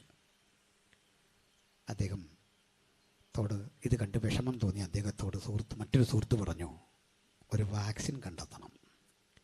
പാസ്റ്റർ ഗവേഷണത്തിൽ മുഴുകി. താൻ നിരവധി കുതിരകളെ വളർത്തിയിരുന്നു പരീക്ഷണശാലയിൽ. വിദ്യാർത്ഥികളെ കൂട്ടി വരുത്തി ഒരു കുതിരയെ കാണിച്ചു കൊടുത്തിട്ട് പറഞ്ഞു, ആ പേപ്പട്ടിയുടെ വിഷമെടുത്ത് ഒരു കുതിരയെ കുത്തുക. കുത്തി കുറേ അധികം കുതിരകളിൽ കുത്തി, അതൊക്കെ ചത്തുപോയി. ഒരു കുതിരയിൽ മാത്രം കുറഞ്ഞ അളവിൽ ഒരു വിഷം കുത്താൻ പറഞ്ഞു. അത് കുത്തി. കുതിരയ്ക്കൊരു കുഴപ്പമില്ല. ആ കുതിരയിൽ പിറ്റേ ദിവസം അല്പം കൂടെ കൂടിയ ഡോസ് കുത്താൻ പറഞ്ഞു. ഒരു കുഴപ്പമില്ല. അങ്ങനെ പലവട്ടം കുത്തി കുത്തി കുത്തി ഒരു നിർണായക ദിവസം വന്നു. ഇനി പേടിക്കണം. കാരണം മറ്റു കുതിരകൾ ചാകാൻ ഹേതുവായ അളവിലെ വിഷം നാളെ കുത്തും. കുത്തി. കുതിര ചത്തില്ല. പാസ്റ്റർ കൈയടിച്ചു. വീണ്ടും നാളെ അതിനിർണായകം. ഇപ്പോൾ വരെ പ്രയോഗിച്ചതിൻ്റെ ഇരട്ടി ഡോസ് അടിക്കണം. കുത്തി. കുതിര ചത്തില്ല. പക്ഷെ ഒന്ന് ചിനച്ചു. എൻ്റെ കണ്ണിലൂടെ നീർച്ചാലുകളൊക്കെ ഒഴുകി. ഗവേഷകൻ വിട്ടില്ല. വീണ്ടും അടിക്കണം വിഷം. കുത്തി. ഇത്തവണ കുതിര വീണു. നിർത്തിയൊക്കെ. കുതിര പിടഞ്ഞു. അതിൻ്റെ നാവിലൂടെ നുരയും പതയും പുറത്തു വന്നു. ഹൈഡ്രോഫോബിയ, അതാണ് പേവിഷം ബാധിച്ചാൽ വെള്ളം കണ്ടാൽ ഭയം, ആ മാനസികാവസ്ഥ വരും. കുതിര കയ്യും കാലും വിട്ടടിച്ചു. ഭീകരമായ അവസ്ഥ. വാച്ച് ചെയ്യണം കേട്ടോ എല്ലാ ദിവസവും. ശിഷ്യന്മാർ നോക്കി. ഒരു ദിവസം ഒരു ശിഷ്യൻ വന്ന് പറഞ്ഞു, സർ ഒരു മാറ്റം. എന്താ അത്? ചത്തുവെന്ന് കരുതി ഒരു ചെറിയ ശ്വാസം മാത്രമുണ്ടായിരുന്ന കുതിര കൈയും കാലും ഇട്ട് അടിച്ചടിച്ചടിച്ച് ഒരു ജീവൻ്റെ ലക്ഷണം പ്രകടമാക്കുന്നു. വാ. എൻ്റെ ശരീരത്തിലേക്ക് കുറേ വെള്ളമൊഴിച്ചു. കുതിര ബുദ്ധിമുട്ടി നാവ് കൊണ്ട് ആ വെള്ളം ഇങ്ങനെ തോർത്തിയെടുത്തു. ലോയിപ്പാസ് പറഞ്ഞു, അതിനെ അല്പം മുതിരയും തിനയുമൊക്കെ തിന്നാൻ കൊടുക്കുക. തീറ്റ കൊടുത്തു. ആ പുല്ലൊക്കെ കൊടുത്തു. അത് തിന്നു. കുടിക്കാൻ വെള്ളം കൊടുത്തു. അദ്ദേഹം പറഞ്ഞു, അതിനൊന്ന് കുളിപ്പിച്ചു. അതിനെ വൃത്തിയാക്ക് ആക്കി. ശരീരത്തൽപ്പം എണ്ണ തടവി. അതിൻ്റെ പുറത്ത് കയറി ഒരാൾ ഈ ഗ്രൗണ്ടിലൂടെ ഒന്ന് ഓടിച്ചു. അത് ചിനച്ചു കുതിച്ച് ഇരട്ടി ശക്തിയോടെ തിരിച്ചു വന്നു. അദ്ദേഹം ഇങ്ങനെ കൈയടിച്ചു. കുട്ടികൾക്കൊന്നും മനസ്സിലായില്ല. കുട്ടികൾ ചോദിച്ചു, എന്തിനാ ഞാൻ കൈയടിച്ചെന്ന് മനസ്സിലായോ? ഇല്ല സാർ. പറയാം. 10 മടങ്ങ് വീര്യമുള്ള വിഷം കുത്തിയിട്ടും മറ്റു കുതിരകൾ മരിച്ചു വീണ സ്ഥാനത്ത് ഈ കുതിര ചത്തില്ല. കാരണം മനസ്സിലായോ? ഇല്ല. ഇതിൻ്റെ പേരാ ആർജിത പ്രതിരോധ ശേഷി. അതിന് ആ കുതിരയെ കൊല്ലണം. കൊന്നിട്ട് അതിൻ്റെ രക്തം ശേഖരിക്കണം. എന്നിട്ട് അതിൽ നിന്ന് വാക്സിൻ വികസിപ്പിക്കണം. ഈ വാക്സിൻ കുത്തിവെച്ചാൽ ഒരു റാബീസ് വിഷവും വന്ന് ഈ കുത്തേറ്റവൻ്റെ ശരീരത്തിൽ ഇനിയും വിഷയമുണ്ടാക്കാതെ ഒരു പ്രതിരോധത്തിൻ്റെ പുത്തൻ തത്വം നമ്മൾ ഈ ശരീരത്തിൽ ഇങ്ങനെ റെഡിയാക്കി വെക്കുക. ഒരു പ്രത്യേക ചികിത്സാ സംവിധാനം. മനസ്സിലാകുന്നു ദൈവമക്കൾക്ക്? ഇത് യഥാർത്ഥത്തിൽ നടന്ന സ്ഥലം എവിടെയാണെന്നറിയണ്ടേ? കാൽവരിയുടെ കൊലമരം. നമ്മുടെ സമാധാനത്തിനായുള്ള ശിക്ഷ അവന്റെ മേലായി. ആ രക്തത്തിൽ നിന്ന് വികസിപ്പിച്ചെടുത്ത ഒരു വാക്സിനുണ്ട്, രക്ഷ. അത് കരഗതമാക്കാത്ത ഒരാളെങ്കിലും ഈ രാത്രി ഉണ്ടെങ്കിൽ ഇപ്പോഴാകുന്നു സുപ്രസാദ കാലം, ഇപ്പോഴാകുന്നു രക്ഷാ ദിവസം. ഈ രക്ഷാകരണ പദ്ധതിക്ക് പുറത്താരെങ്കിലും ഉണ്ടെങ്കിൽ വരിക, ഇതാകുന്നു നിങ്ങളുടെ അവസരം. ഈ കർത്താവിന് ഹൃദയം കൊടുക്കുക, യേശുവിനെ അനുധാവനം ചെയ്യുക. എല്ലാ കണ്ണുകളടച്ചട്ടെ, ഹൃദയങ്ങളെ ഏകാഗ്രമാക്കിയട്ടെ, സംശുദ്ധമായ ഹൃദയത്തോടെ ദൈവത്തിന് നന്ദി പറഞ്ഞ് നമുക്ക് ദൈവസന്നിധിയിലായിരിക്കാം. ഈ പരമപിതാവിൻ്റെ സന്നിധിയിൽ തൻ്റെ പ്രാണനെ ഏൽപ്പിച്ചു കൊടുത്ത പുത്രൻ്റെ രക്തത്തിൽ നമുക്ക് അതിക്രമങ്ങളുടെ മോചനം എന്ന വീണ്ടെടുപ്പ്, ആ വീണ്ടെടുപ്പ് തന്ന പുത്രൻ്റെ മുമ്പാകെ നമിക്കുക, നമ്മെ തന്നെ താഴ്ത്തിയേൽപ്പിക്കുക. നിങ്ങൾക്ക് പ്രേയർ ആവശ്യമുണ്ടെങ്കിൽ തീർച്ചയായും ഞങ്ങൾ പ്രാർത്ഥിക്കും. ഈ രാത്രി ദൈവം നിങ്ങൾ അനുഗ്രഹിക്കട്ടെ. ഞാനൊരു വാക്കിൽ പ്രാർത്ഥിക്കുന്നു. സ്വർഗസ്ഥനെ, വചനം കേട്ടങ്ങയുടെ മക്കളുടെ മീതെ നിന്റെ ശക്തി ചൈതന്യങ്ങൾ വ്യാപരിക്കണം. പുത്തൻ ഉണർവോടെ, പുത്തൻ കൃപയോടെ നിന്നെ അനുധാവനം ചെയ്യുവാൻ ഈ വചനം കേട്ട ഏവരെയും സ്വർഗം തൊട്ടനുഗ്രഹിച്ചാട്ടെ. പ്രാർത്ഥന ഇട്ടതിനായ സ്തോത്രം. യേശു ക്രിസ്തുവിൻ വിലയേറിയ നാമത്തിൽ തന്നെ എല്ലാവർക്കും വന്ദനം. ഈ വചനം